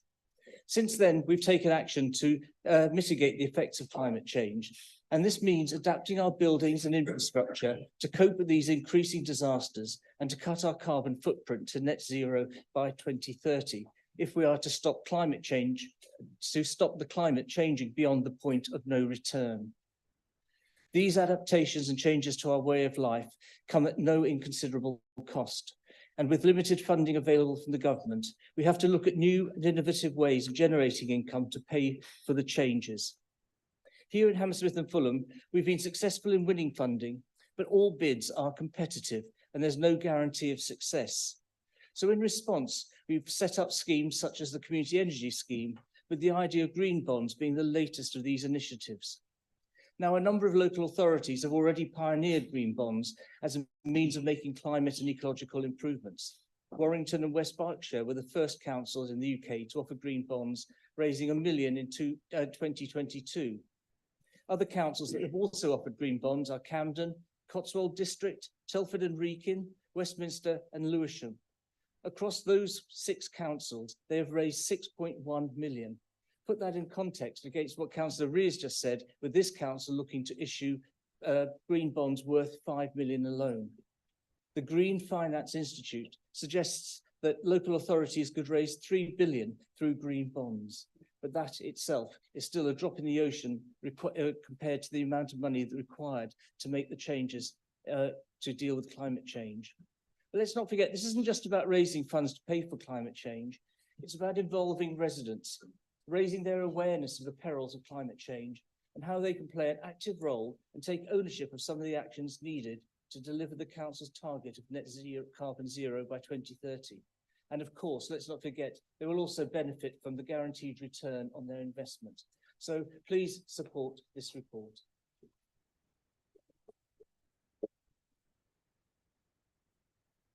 Thank you. Are there any other speakers on this report? No, no. Is this report and its recommendations agreed? The recommendations are carried. Item 7.7, review of the Constitution. A call upon the leader, Councillor Cowan, to remove the report and its recommendations. Formally moved. Is the report and its recommendations agreed? Item 7.8, amendments to outside bodies. A call upon the leader, Councillor Cowan, to move the report and its recommendations. Formally moved. Is the report and its recommendations agreed? Item 8, special motions.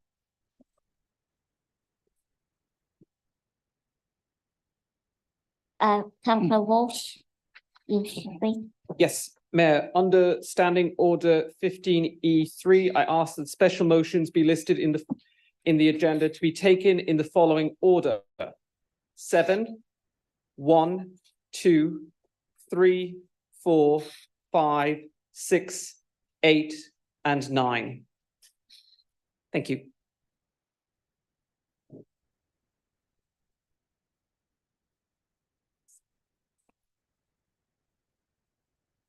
Formally seconded. Thank you. Is this agreed?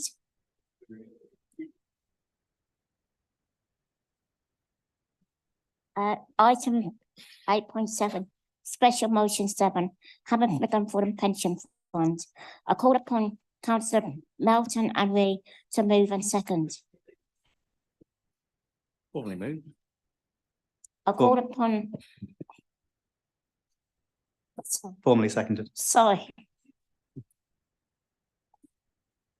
I call on Councillor Melton, followed by Councillor Reid to speak for the administration.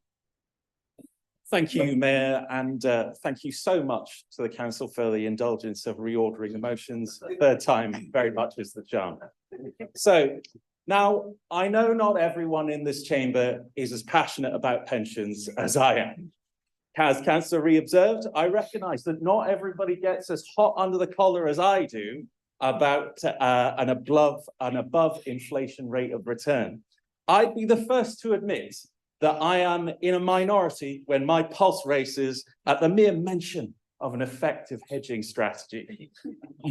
But while pensions are not always flashy, and they're very rarely sexy, they are a survival essential for a dignified and secure old age. The motion celebrates the award-winning achievements of the entire Hammersmith and Fulham pensions team, delivering the best pension scheme in the country, recognised as the LGPS Fund of the Year for 2023, under 2.5 billion. During an extremely volatile economic and social climate, the performance of the fund speaks for itself. The value of the fund has grown by 249 million over the past 5 years to just shy of 1.3 billion. The fund's overall funding level, that's its ability to pay out all its obligations in one go, has grown from 88 to 105%. Meanwhile, the number of pension fund members has grown from 15,828 to 17,203. The fund is leading the way on data transparency, developing a world-first dashboard, allowing every member of the fund to know exactly where their pension is invested. On divestment, only the Orkney Island Pension Fund has less invested in fossil fuels than us, with less than 1% of our fund invested in carbon-emitting industries and the ambition to swiftly reduce that to zero. The Hammersmith and Fulham Pension Fund proves that we never need to compromise our principles for financial expediency. Now, none of this would have been possible without the dedication and skill of a lot of people. I'd like to particularly call out the Hammersmith and Fulham Pension Fund officers and advisors, led by Eleanor Dennis, who I'm delighted to see here this evening, and Phil Triggs. Let there be no doubt that this award is recognition of their exceptional work, confirming that Hammersmith and Fulham has the strongest, most effective, most innovative team of pension fund officials in the country. I'd like to pay tribute to the Pension Fund Board, whom we're hoping to hear from later, for their clear-eyed oversight and keeping us honest and double-checking our decision-making. I'd also like to recognise the thoughtful leadership of my fellow committee members, Councillor Chabot-Verdier, Councillor James, Councillor Lang, and Deputy Chair of the Fund, Councillor Pascu Tilbury, who I'm very much looking forward to hearing from later.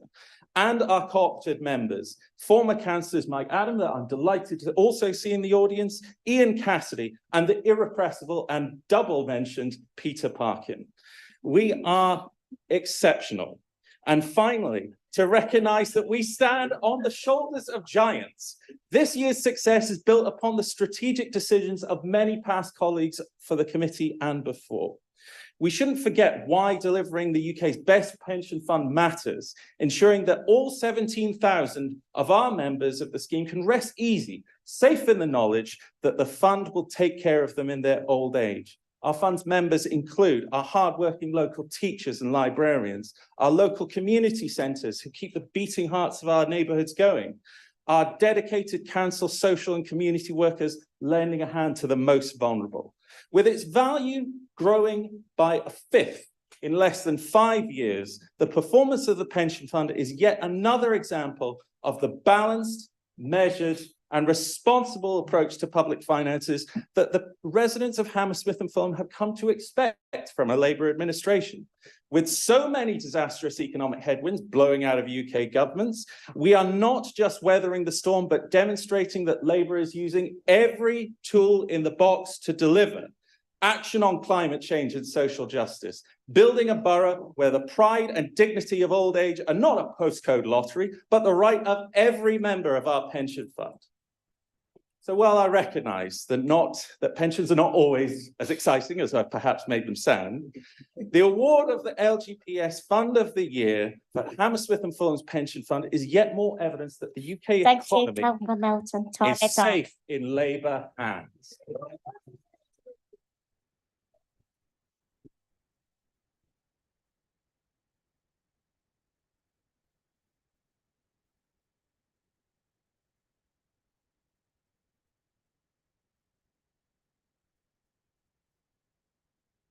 guess it's safe to say you like pensions.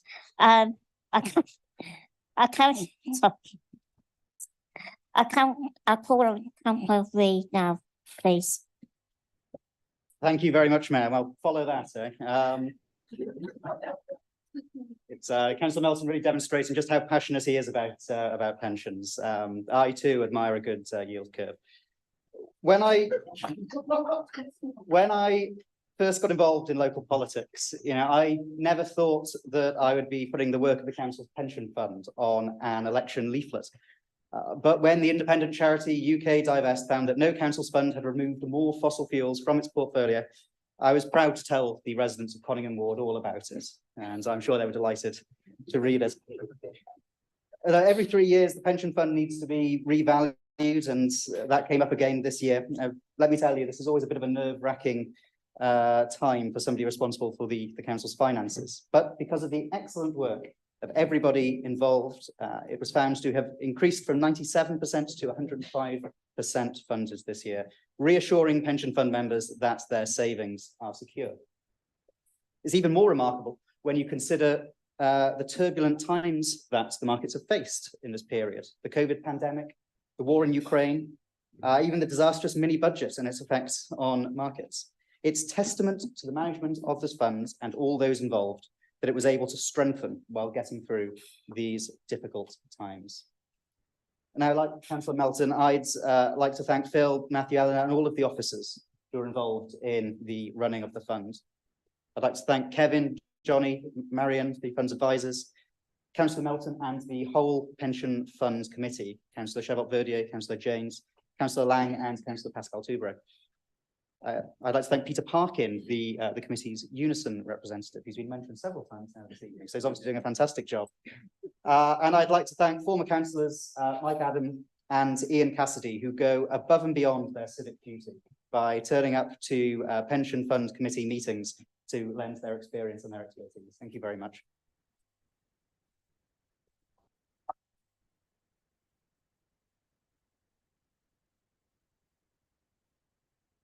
Now, after being nominated for this award last year and now winning it this year, I'm sure that we'd all like to wish the Hammersmith and Fulham Pension Fund all the best for 2024, although maybe Phil and the team will want to give someone else a chance next year.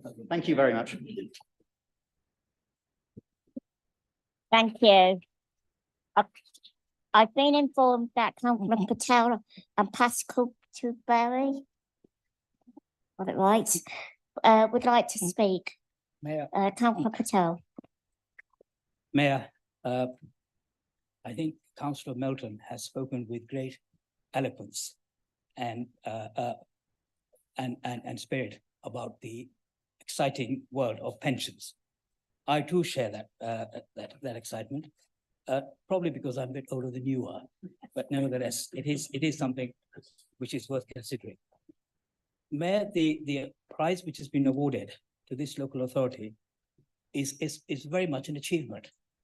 The Hammersmith and Fulham Pension Fund were in competition against the Pension Fund of Isle of Wight, Kensington, Chelsea, and Westminster.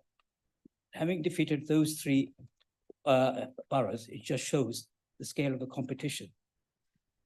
The LAPF Investment Awards were established in 2015 in order to celebrate outstanding achievement of LGPS. Over the years, an award from LAPF has come to be recognized as mark of excellence in the field of pension provision. Featuring a judging panel comprised of some of the most respected names in the industry, the awards are designed to recognize the best in the UK public sector arena and are a great way to celebrate achievement within the LGPS. One of the key priorities of the Hammersmith and Fulham LPGS Fund is to pay and administer the pensions of its members and their beneficiaries. The fund continues to strive to deliver an efficient and effective service to its stakeholders against a growing trend of an increasing numbers of tasks and challenges. Challenges include increasing complex legislation, data challenges, limited resources and government cuts, and difficulty in engaging with employers. The LBHF in-house team are working with with fund employers to engage with them to ensure they have a discretion policy in place and provide a copy of the fund. They have even offered online training sessions for employers regarding the monthly submission process. The prize, therefore, which has been given to the local authority is very much valued, and we should all be proud. I hope, Mayor, that this motion will not become a party political issue, and that there will be a perfect harmony in support of this motion on both sides of the chamber. Thank you. Thank you. No. Councillor Parker, wish to speak? Thank you very much, Mayor. First of all, I can assure perfect harmony. It is a pleasure to be able to talk about the work of the Hammersmith and Fulham Pension Fund's work, and to celebrate with everybody the Local Government Pension Scheme Investment Award as Fund of the Year under 2.5 billion for 2023.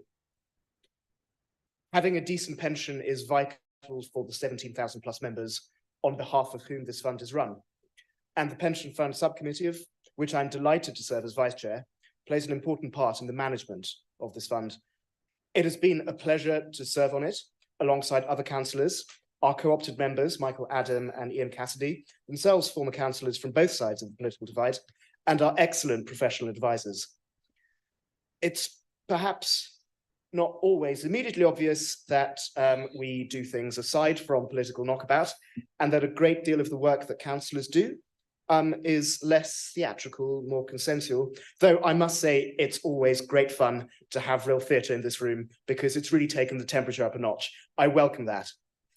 I'm pleased to say that the debate that we have in the Pension Subcommittee is, if anything, slightly boringly technocratic, focusing on three things. First, making sure pension fund members have the best returns. Second, ensuring the service these members get from the fund administrators is of the highest quality. And third, investing in the right things. There has indeed been significant volatility in global and domestic markets, as perhaps can be expected given the massive events we've witnessed in recent years, tragically recent weeks. It's worth noting when talking about volatility that the investments of the fund are designed to ride out that day-to-day volatility in the stock market. These are very long-term investments focused on gilts rather than equities. It's not for the pension fund to take punts on stock markets, and instead I hasten to say, small c conservative risk minimizing approach is taken. And that's proven to be the right approach, a really sound approach. And I thank our advisors and co-opted members for their wisdom in this regard. On pensions administration, it's fair to say this is a work in progress. I know that we would not fully be thanked by members and the unions representing them if we didn't take the opportunity to acknowledge that there remains room for improvement here. The change of administrator at the start of 2022 was challenging all round, with service delivery and member experience unfortunately falling. In fairness, we have been as a committee absolutely unanimous about the need for this to improve, and this work continues as a key priority. We all want to see and to drive change here. Finally, Mayor, it's really important to recognise the role of pension funds in shaping a better future that we can retire into. There's often occasionally going to be that slight tension between the objectives of, say, getting the best returns and maximising ESG impact. And one of the really interesting things we do is trying to manage that, because you have the fiduciary duty, and at the same time, you also have in your administration a powerful instrument of change. And ESG itself is a fascinatingly difficult metric to judge. The example we always give is Tesla is very good at E, but how good is it at G? Sometimes you might conclude that you just need to change. But to help judge that ESG metric, there's been really, really excellent work done by the fund on developing and launching an ESG dashboard, so you can see at a glance the impact of your investments. That's very rightly won plaudits. It's a genuine innovation that will make a really big contribution to the debate. So I'd like to place on record my thanks to the officials and advisors who have spent real time, real effort on stewarding and driving this innovation in a pension fund on which so many people depend. And it's a real pleasure to see that hard work reflected in wonderfully respected plaudits. thank you all very much indeed. And I'm sure I speak for the entire committee when we say that we're really looking forward to continuing this good work with you in the months and the years to come. Thank you. Thank you.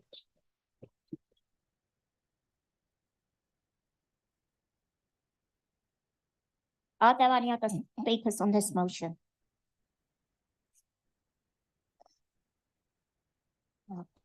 I now call upon Councillor Melton to sum up. Only the briefest of comments, Mayor, just to thank the entire committee once again, and to reiterate that we have the best team at Hammersmith and Fulham. And I can only express ongoing gratitude to the expertise, the dedication, and the skill of our advisors, but most importantly, our in-house experts and team. Thank you so much to them.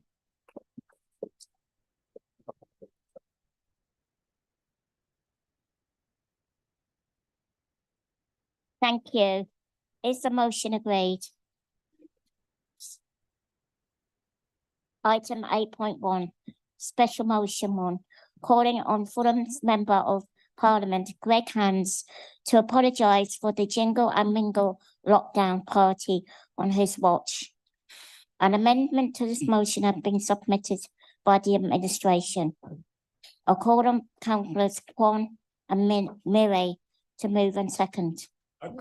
Mayor, if I may, could we have a minute to read the amendment?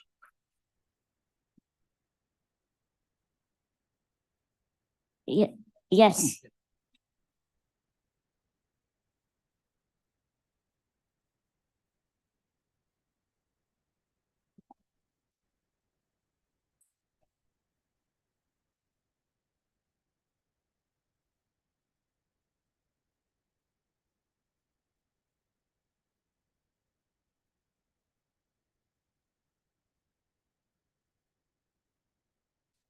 Yeah.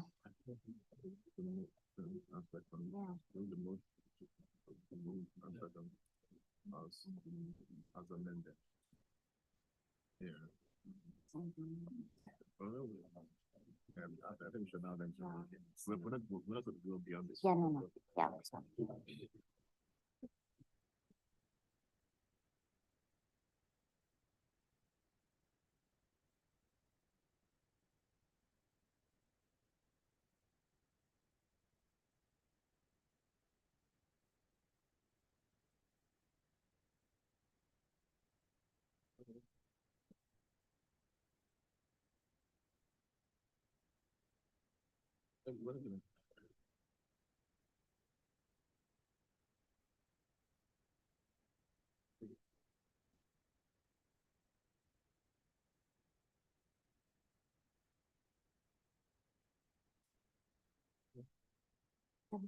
Yeah.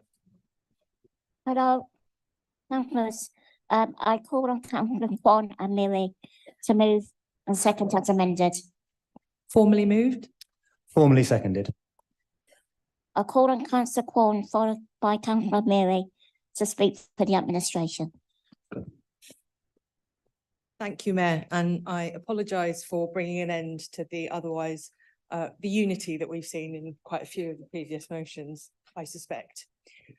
So our motion, this motion, the amended motion, is calling for an apology from Greg Hands, who is the current Member of Parliament for Chelsea and Fulham, for the COVID rules breaking Christmas party, which was held on the 14th of December 2020 at the Conservative Party central offices. The party was held by the campaign team for Sean Bailey, who was the London mayoral candidate and was in breach of the Tier 2 COVID rules, which were in place in London at the time and which explicitly barred indoor socialising between people from different households. At the time, Greg Hands was the chair of Sean Bailey's campaign. So the violation of lockdown rules happened under his watch. The wider public heard first of this party in December 2021, about a year after the event. And it was a leaked photo which was published in the newspapers. Now, this photo was not a sneaky photo taken covertly. On the contrary, it showed around 24 partygoers, drinks aloft, some of them lying on the floor, posing very proudly for the picture. We amended this motion because more recently this year, more details and evidence have emerged. There was some quite shocking video footage which showed exactly what kind of party this was. It wasn't a quiet gathering, a sober reflection possibly of the awful year that we'd had with the tens of thousands of deaths that had occurred across the country. It was a raucous, drunken event with absolutely no social distancing. The partygoers knew they were in breach because they were recorded on camera joking about bending the rules. And this was not a spontaneous impromptu event. The infamous phrase, which this incident has now become known for, jingle and mingle, was actually emblazoned on an email invitation that was sent out ahead of the event. This party was planned, it was approved, it was organised, and it went ahead. It should have been cancelled when Tier 2 came in, but it went ahead with a flagrant disregard for any rules or precautions. Now, as a reminder, in December 2020, most of us were recovering from the effects of the first lockdown and the infamous summer of Eat Out to Help Out. The highly transmissible Omicron variant was spreading, and in Hammersmith and Fulham, our officers were grappling with the revised winter plan, which had just been published by the council. There was a lot of confusion about the tier structures. Schools were discussing their arrangements, parents thinking about how to cover childcare. And those of us who did work at organisations that arranged Christmas parties cancelled them. Rather than Christmas parties, we were actually all thinking about Christmas bubbles, and we were having to make those really tough, heartbreaking decisions on who we were going to spend Christmas with, whether we were going to spend Christmas with loved ones or whether we were going to spend them alone. This was before vaccines, it was before home testing kits, and this was the backdrop at which the Sean Bailey campaign activists thought it was appropriate to jingle and mingle with each other. Now, what did Greg Hands, as the chair of this campaign, know about the party? Did he receive, did he see, did he approve the invite? Did he let it go ahead in full knowledge that it was in violation? He's never once answered any of these questions fully, despite being asked repeatedly in numerous interviews on numerous occasions, but he's become very good at deflecting and dodging them, and he has never fully apologised. But he cannot dodge the fact that the buck stops with him. He can't distance himself from the party that was held by the campaign that he was the chair for. Now, the Metropolitan Police reopened the investigation and 2 weeks ago announced that they've made referrals for 24 fixed penalty notices for the people who attended this party for breaching the COVID rules. Sean Bailey has apologised. He had to resign from his position as chair of the London Assembly's Police and Crime Committee. And other ministers, include Michael Gove, have apologised. And we want to know when Greg Hands will apologise. Yeah.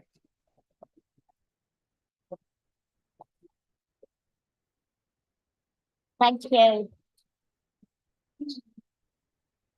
Councillor Murray.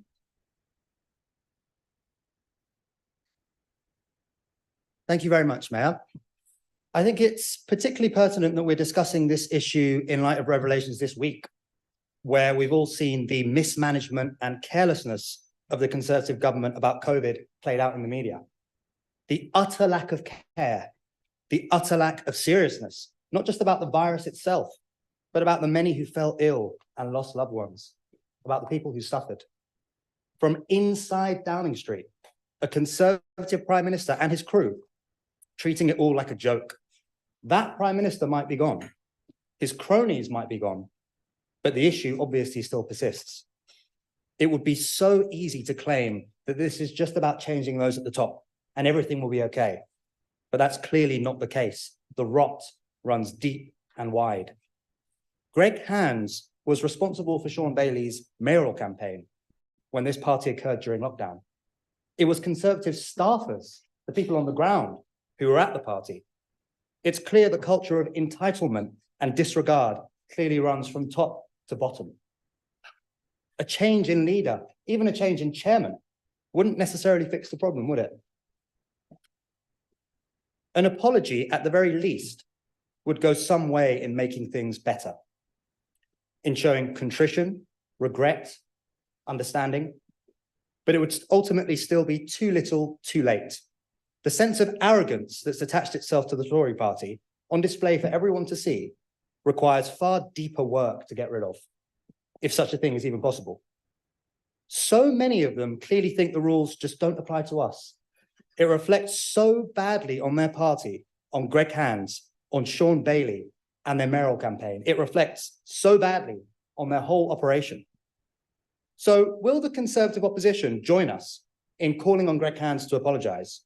Surely this is an unequivocal issue, an uncontroversial request. Or do they think there's nothing to apologise for? That it was okay to have a party, while so many residents of Hammersmith and Fulham were languishing in lockdown, suffering from COVID, or grieving lost loved ones? Will they prove to us and the residents of Hammersmith and Fulham that at least they don't fit into the Conservative caricature? Because I fear the window of opportunity for Greg Hands has long passed. An apology would do nothing to convince anyone of his integrity or sense of remorse. He should issue a public apology because, as chairman of the party, and now the Conservative Party, the buck should stop with him. But for the opposition here, there's still a chance. On what possible grounds will they defend Greg Hands on this? Party loyalty? What about the residents of Hammersmith and Fulham who sacrificed so much? What about right and wrong?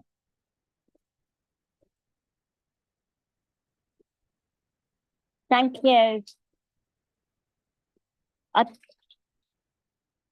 been informed that councillors Daly, Waterbag Fowler, Collins, Trey, Melton and Coleman also wish to speak. Councillor Daly. Thank you, Mayor.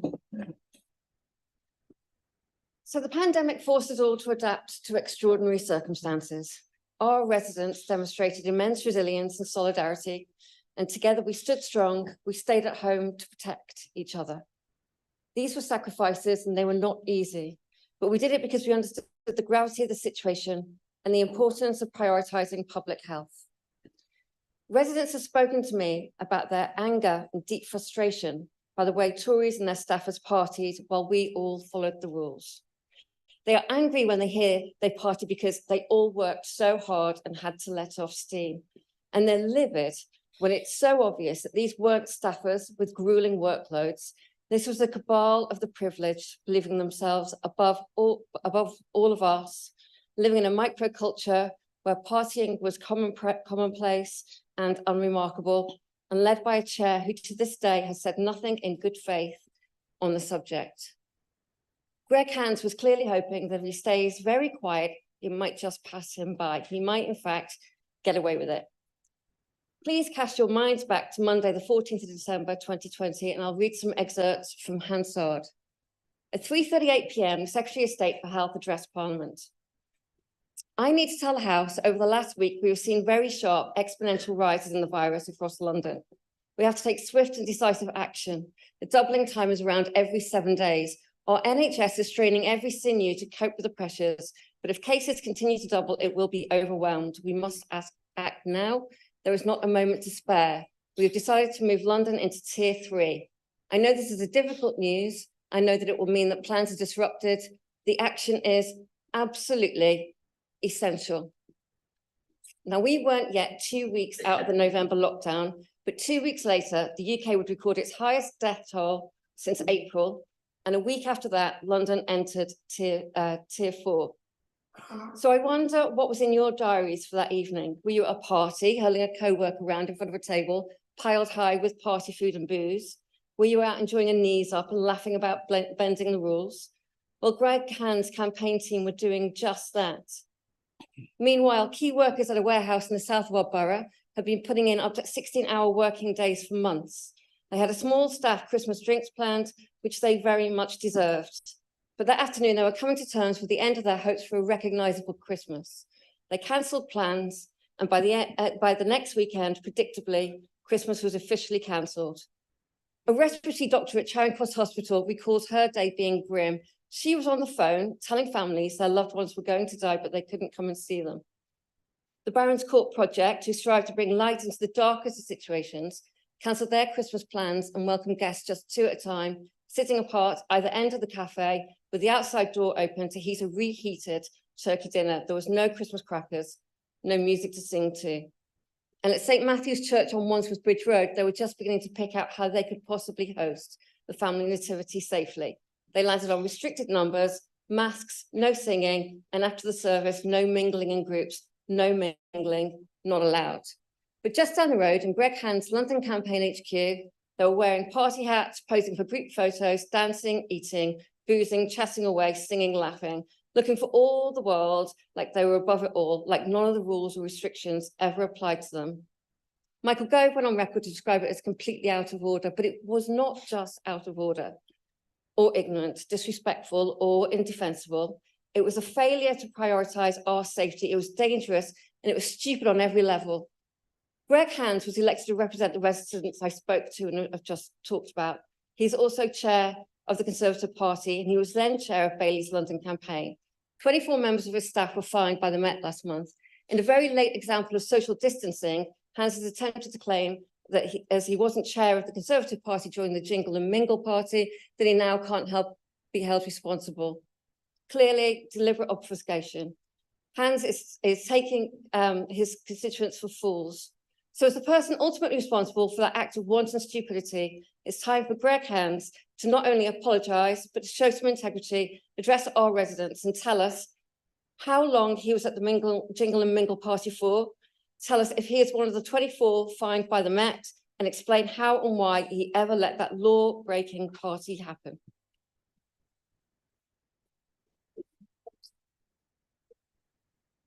Thank you. I call upon Councillor Fowler. Thank you, Mayor. Well, yet again, the administration is proposing a motion which attacks one of our 2 local MPs. And I think we can guess which one. He's consistently mentioned in your motions, whereas your own socialist MP rarely is. We know which one you take seriously then. Furthermore, I often think that the administration has forgotten over what areas it actually does have a remit. Council responsibilities are what you should be debating rather than wasting council time and the council taxpayers' money on matters outside your authorisation. Your flagrant reordering of motions and your refusal to extend resident question time is a disgrace and an insult to the public, who, and I feel I must remind you, you were elected to serve. Many residents were, and no, none left, were here tonight because of an ever-increasing number of local, verily troubling issues, many of which you have caused yourselves through ineptitude, dogma, or both. I think it's about time you stopped doing things to residents. Now, this motion refers to an event in Westminster nearly 3 years ago and not to an event in Hammersmith and Fulham. The police have investigated once and have just finished a second investigation. Now, as the police have already investigated this event, they will doubtless report again in a reasonable timeframe, having already issued some fines. It's extraordinary that this is the second motion chosen to debate this evening when there are so many more important ones tabled. But let me explain. The role of campaign chairman during the Sean Bailey campaign was largely honorific, and Greg Hen's MP was not involved in the campaign day to day. I have, of course, checked with Greg Hand's MP, and there is no evidence that he was invited to this event or even knew about it until the initial police investigation was launched. Secondly, and this is important, the police have never at any point sought to see Greg Hand's MP in connection with the event. never sought to see Greg Hands MP in connection with the event. Now, awkwardly for you and for the Labour opposition party in Westminster, at the time of the event, Greg Hands was on a conference call. Greg was Bill Minister for the then Trade Bill, and he was briefing on this via a conference call with, can you guess who? Emily Thornberry and Paul Longfield, your Labour MPs. So I think that clears up the matter, and I honestly think, Madam Mayor, apologies, that it's time we moved on to the next motion.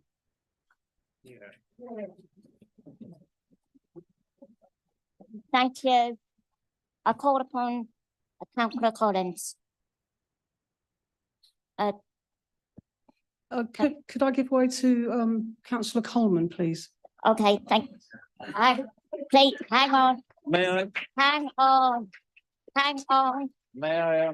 Councillor Coleman, Thank you you very- just sit down, please. Yes, I want to speak to my officers.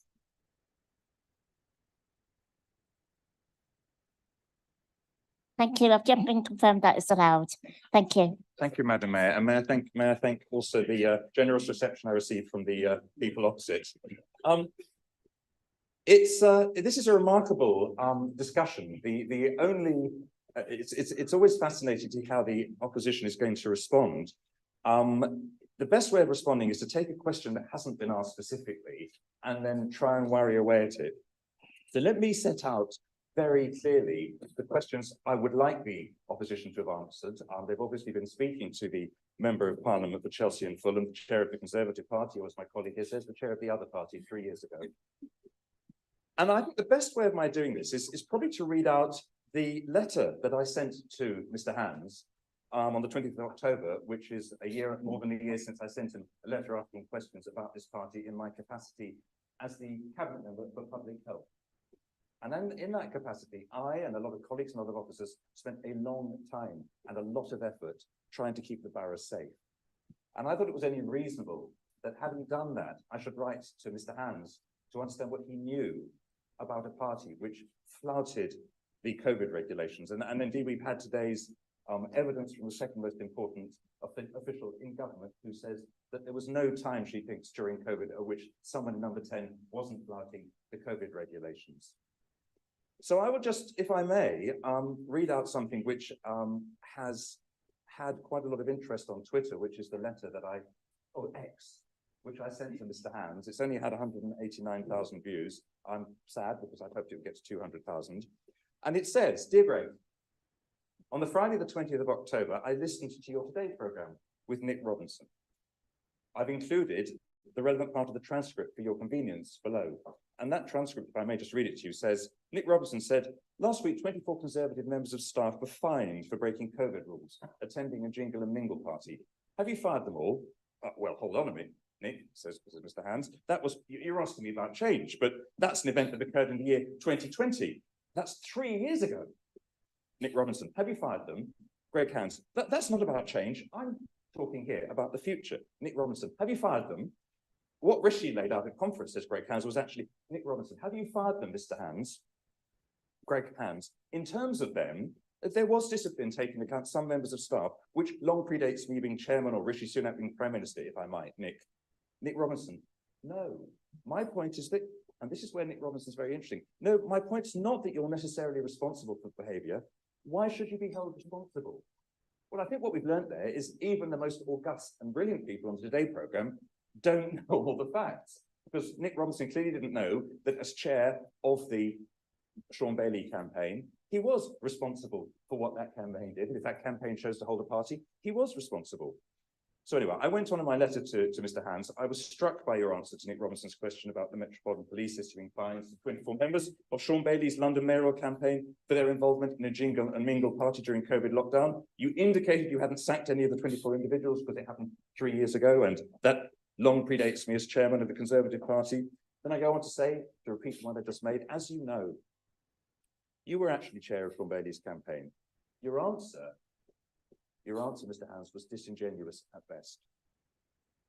As you know, the police fines were only recently issued on the 13th of October. And this interview reminded me that I wrote to you on the 14th of January 22 as Public Health Cabinet member, and I asked you about the Sean Bailey's campaign breach of restrictions, and I requested answers to the following questions. And let me point out that only one of the questions relates to whether he attended the party. There are 7 questions. What knowledge did you have, I asked him, of the Jingle and Mingle party before it took place? If he had no knowledge, let him say that. What role did you play in sanctioning the party in any way? If he didn't sanction it, let him say that. If you knew of the party in advance, what measures did you take to ensure it would be legal? If he took measures, let him say that. Did you attend the party at any point? Well, the leader of the opposition says he didn't. He hasn't told us that. She's told us that. I'm very happy to accept her word, as long as she can also tell us the answer to the rest of the questions. Number 5, when did it become clear to you that the party breached COVID restrictions? When did it become clear? Let him tell us that.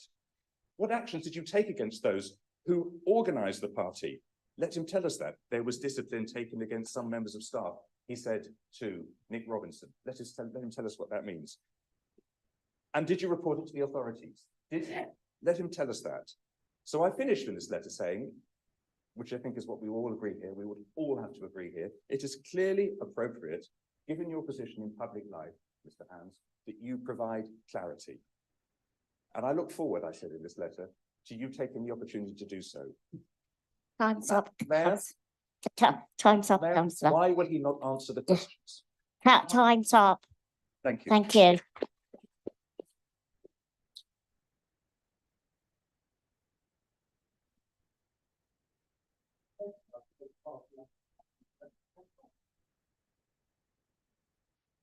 I don't remember calling you councillor. Councillor Trey, you wish to speak? Ms. Collins. Liz. Councillor Collins, sorry. Councillor Collins.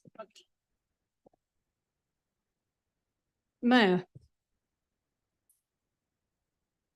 Regarding more comments on this parties, among the many disasters that have been inflicted on this country by the Tory party, the Partygate crimes are probably some of the worst. The complete indifference to the COVID laws, which were designed to protect us all, are an example of a government attitude that was and is truly out of touch with the real world.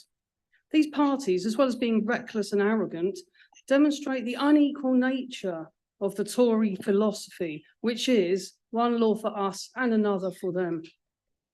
The parties were not just isolated events. The attitude that allowed them to take place continues to cause harm to the memory of the COVID victims and to their family members. It was plain to see that the Conservative Party see themselves as above the law. The Partygate fines and crimes have continued to be downplayed by Tory members, which is an example of their continuing inability to take responsibility.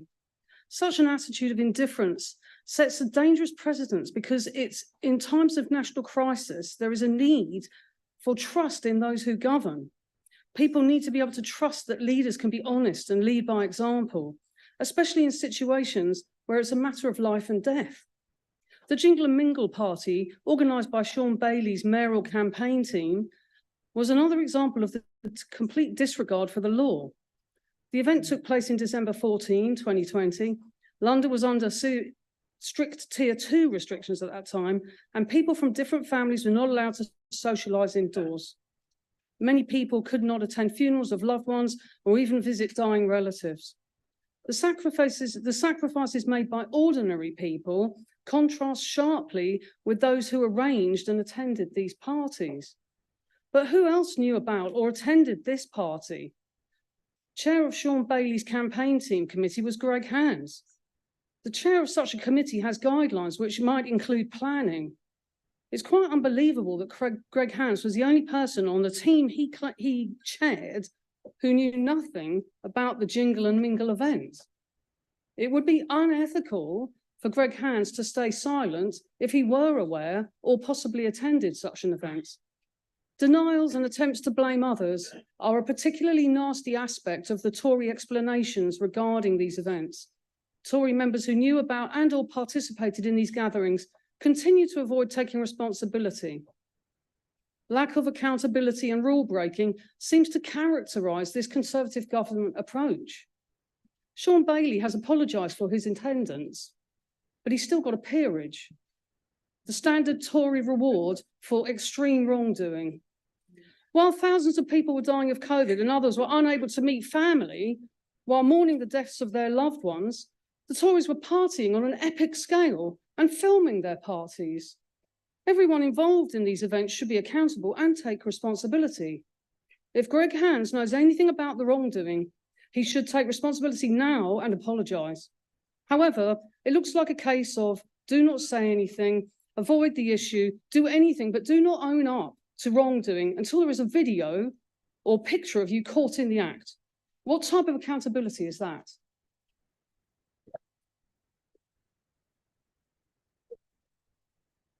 Thank you. Councillor Clay, you wish to speak? Thank you, Mayor.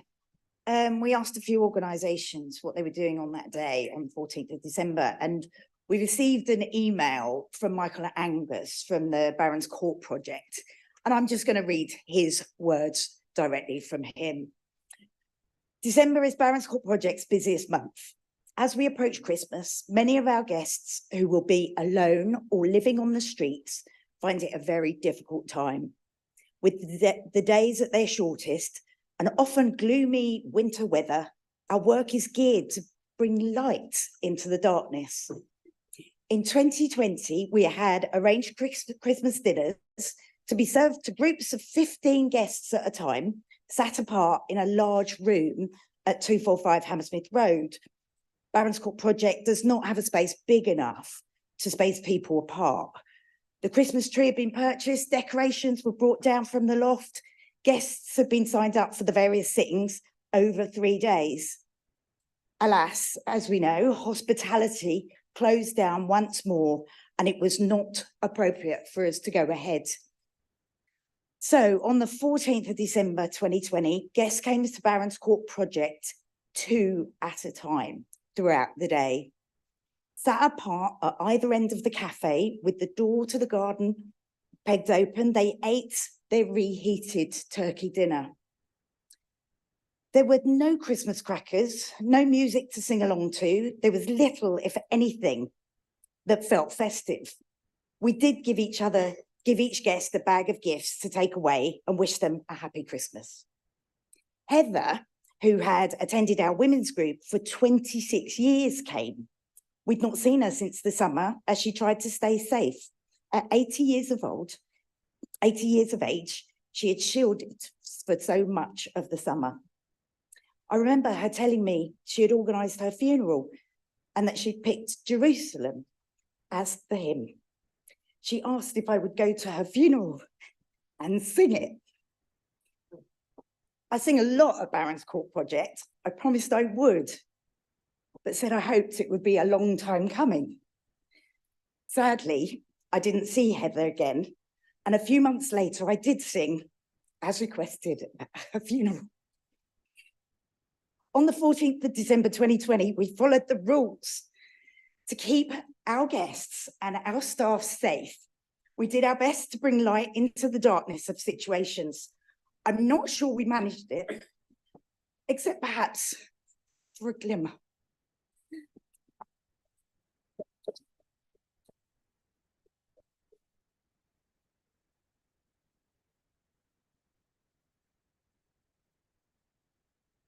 Thank you. Thank you, Councillor Clay. Councillor Milton, you wish to speak? Thank you, Mayor. On 6 o'clock, at 6 o'clock on Sunday, 13th of December 2020, during the height of the pandemic, I sat alone on a blue plastic chair in Chelsea and Westminster Hospital. Surrounded by bags, I hadn't slept much, but I was wide awake. I remember tugging at my face mask, itching under a day's stubble, but I kept it on, following the rules of the hospital to prevent spread of coronavirus. I hadn't seen a soul since bringing my partner Frances in after her waters broke the evening before. She'd been speechless with pain when we arrived in a taxi and as I carried her in my arms to a waiting wheelchair. As I wheeled her into the maternity assessment ward, I was gently reminded by a nurse with tired but kind eyes that lockdown rules were in effect and that I would not be able to be present at the birth. I waited, feeling powerless to help the mother of my child as she was alone and in pain. 12 hours later, all the pain, uncertainty, and doubt slipped away, forgotten, as I held our beautiful, healthy baby daughter for the very first time. We had done our best to keep others safe, following the government's lockdown rules in the hospital, and we were rewarded with our child. But while Francis had struggled for more than a day alone and in pain, and I'd missed the most profound and humbling moment of my life, a couple of miles away in Westminster, on the very same night that I had held my baby for the very first time, Sean Bailey and his London mayoral team were photographed and filmed dancing, drinking, and secretly partying in the basement of Conservative Campaign HQ. While thousands of Hammersmith and Fulham residents were taking every reasonable and responsible precaution possible to keep themselves and others safe, members of a campaign chaired by our very own Greg Hands, the MP for Chelsea and Fulham, thought that the rules did not apply to them. It is this injustice and pain inflicted on my family is the reason why I sought elected office. In his first speech outside Downing Street, the Prime Minister committed to leading a government of integrity, professionalism, and accountability at every level. Some might argue this is the bare minimum of government, but that message seems to have been lost in translation to the Conservative Party chair, Greg Hands. While even Michael Gove has described the images of raucous lockdown-breaking parties and Conservative HQ as indefensible, the chair of Sean Bailey's campaign has remained deafeningly silent. What are our residents left to conclude? That either get the drinks in Greg, who knew about the party but didn't care that it broke the rules, or that he was so incompetent they didn't know what his campaign staff were doing. Our colleagues opposite have argued that this motion is irrelevant and that the behaviour of a few Conservative staffers has no bearing on Hammersmith and Fulham. They are wrong. Our residents expect, no, demand integrity and accountability from their elected representatives. So I challenge our colleagues opposite to lead by example. Will you, at your next Cosy Association meetings with the MP for Chelsea and Fulham, on behalf of every one of the Hammersmith and Fulham residents who sacrificed time with their loved ones, who missed school, lost job opportunities, put their lives on hold to dutifully follow the rules, or on behalf of the 26,000 Londoners who lost their lives to this terrible disease, I challenge all of our Conservative colleagues to do us all a favour and tell Greg Hands to apologise and come clean. To tell us why Sean Bailey has failed upwards to the unelected seats of the House of Lords and why 24 Conservative Party staffers fined by police have faced no further sanction within the party that he chairs. Most of all, I'd like our colleagues opposite to challenge our MP to explain to us all why others who sacrificed so much to keep the virus at bay, why there was so much blatant and disrespectful rule breaking on his watch. I hope and expect everyone in this chamber to support this motion.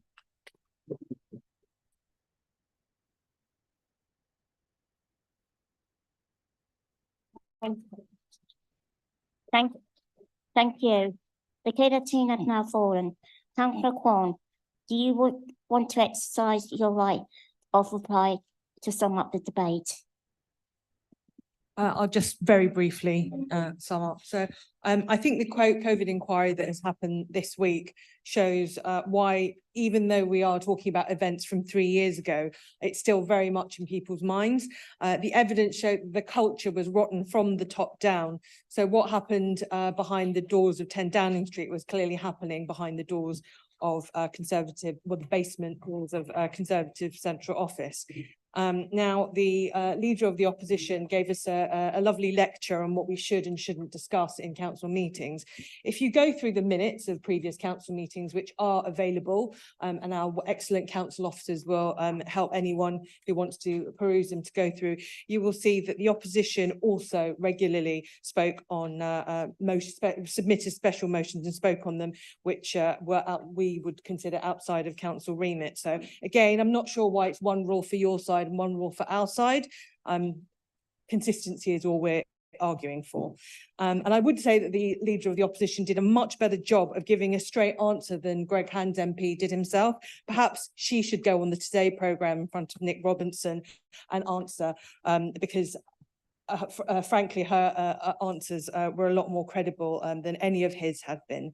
I think it's that same sense of entitlement that we see, that the lack of accountability, he doesn't seem to think that he should be questioned about this. So I think an apology is the very minimum that he can offer to the residents of this borough who had to suffer while his colleagues were partying. Thank you.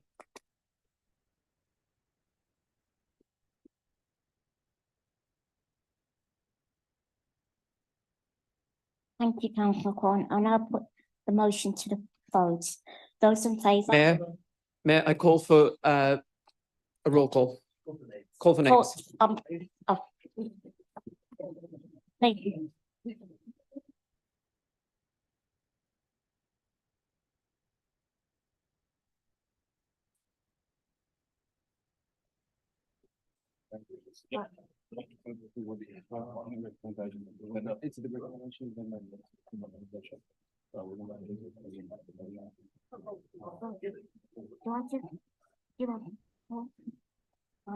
Do I just do that and then you'll pick the names? No, oh, you've got to call the name. Read the names out.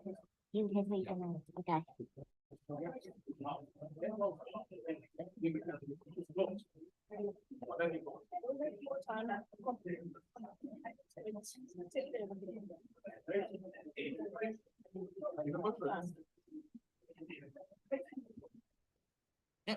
Members,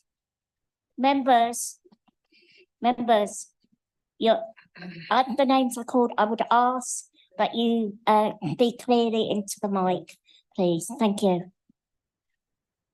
Will councillors please indicate how they wish to vote on the motion?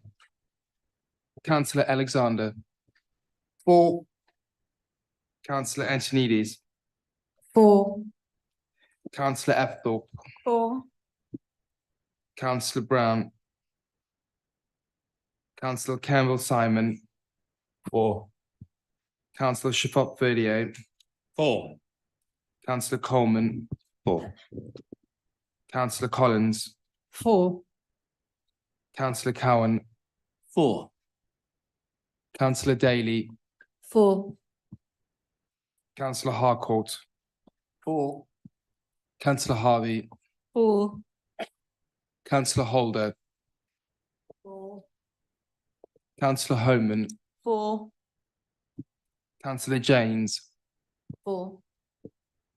Councillor Jones. Absent. Absent. Councillor Kwan. For. Councillor Lang. For. Councillor Melton. For. Councillor Murray. For. Councillor Nawagbe. For. Councillor Patel. For. Councillor Perez. For. Councillor Quam. For. Councillor Ree. For. Councillor Richardson. For. Councillor Rosenberg.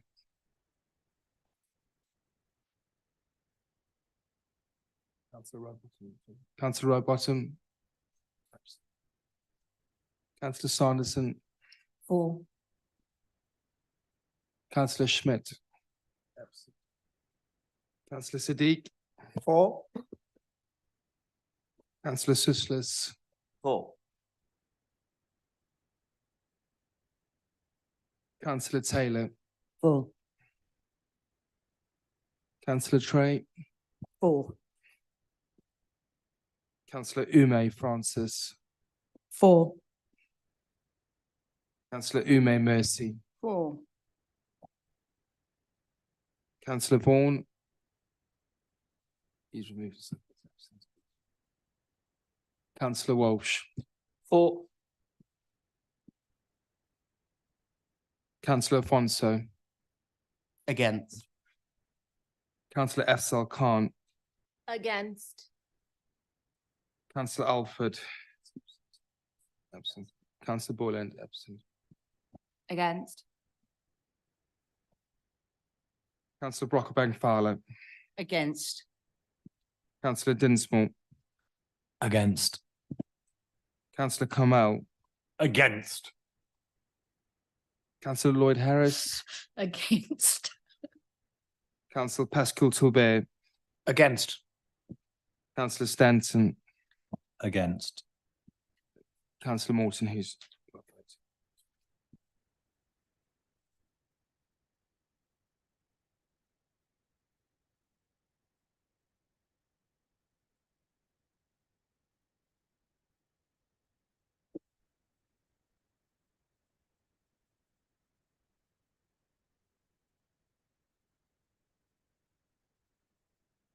I hereby announce the outcome of the voting. 432 against 9. The motion is carried.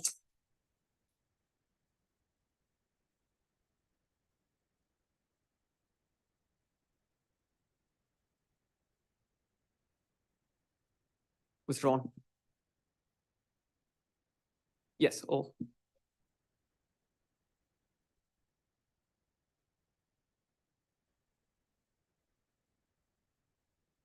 This is the end of tonight's meeting. I'd like to thank everyone for attending and watching. Good night. Thank you.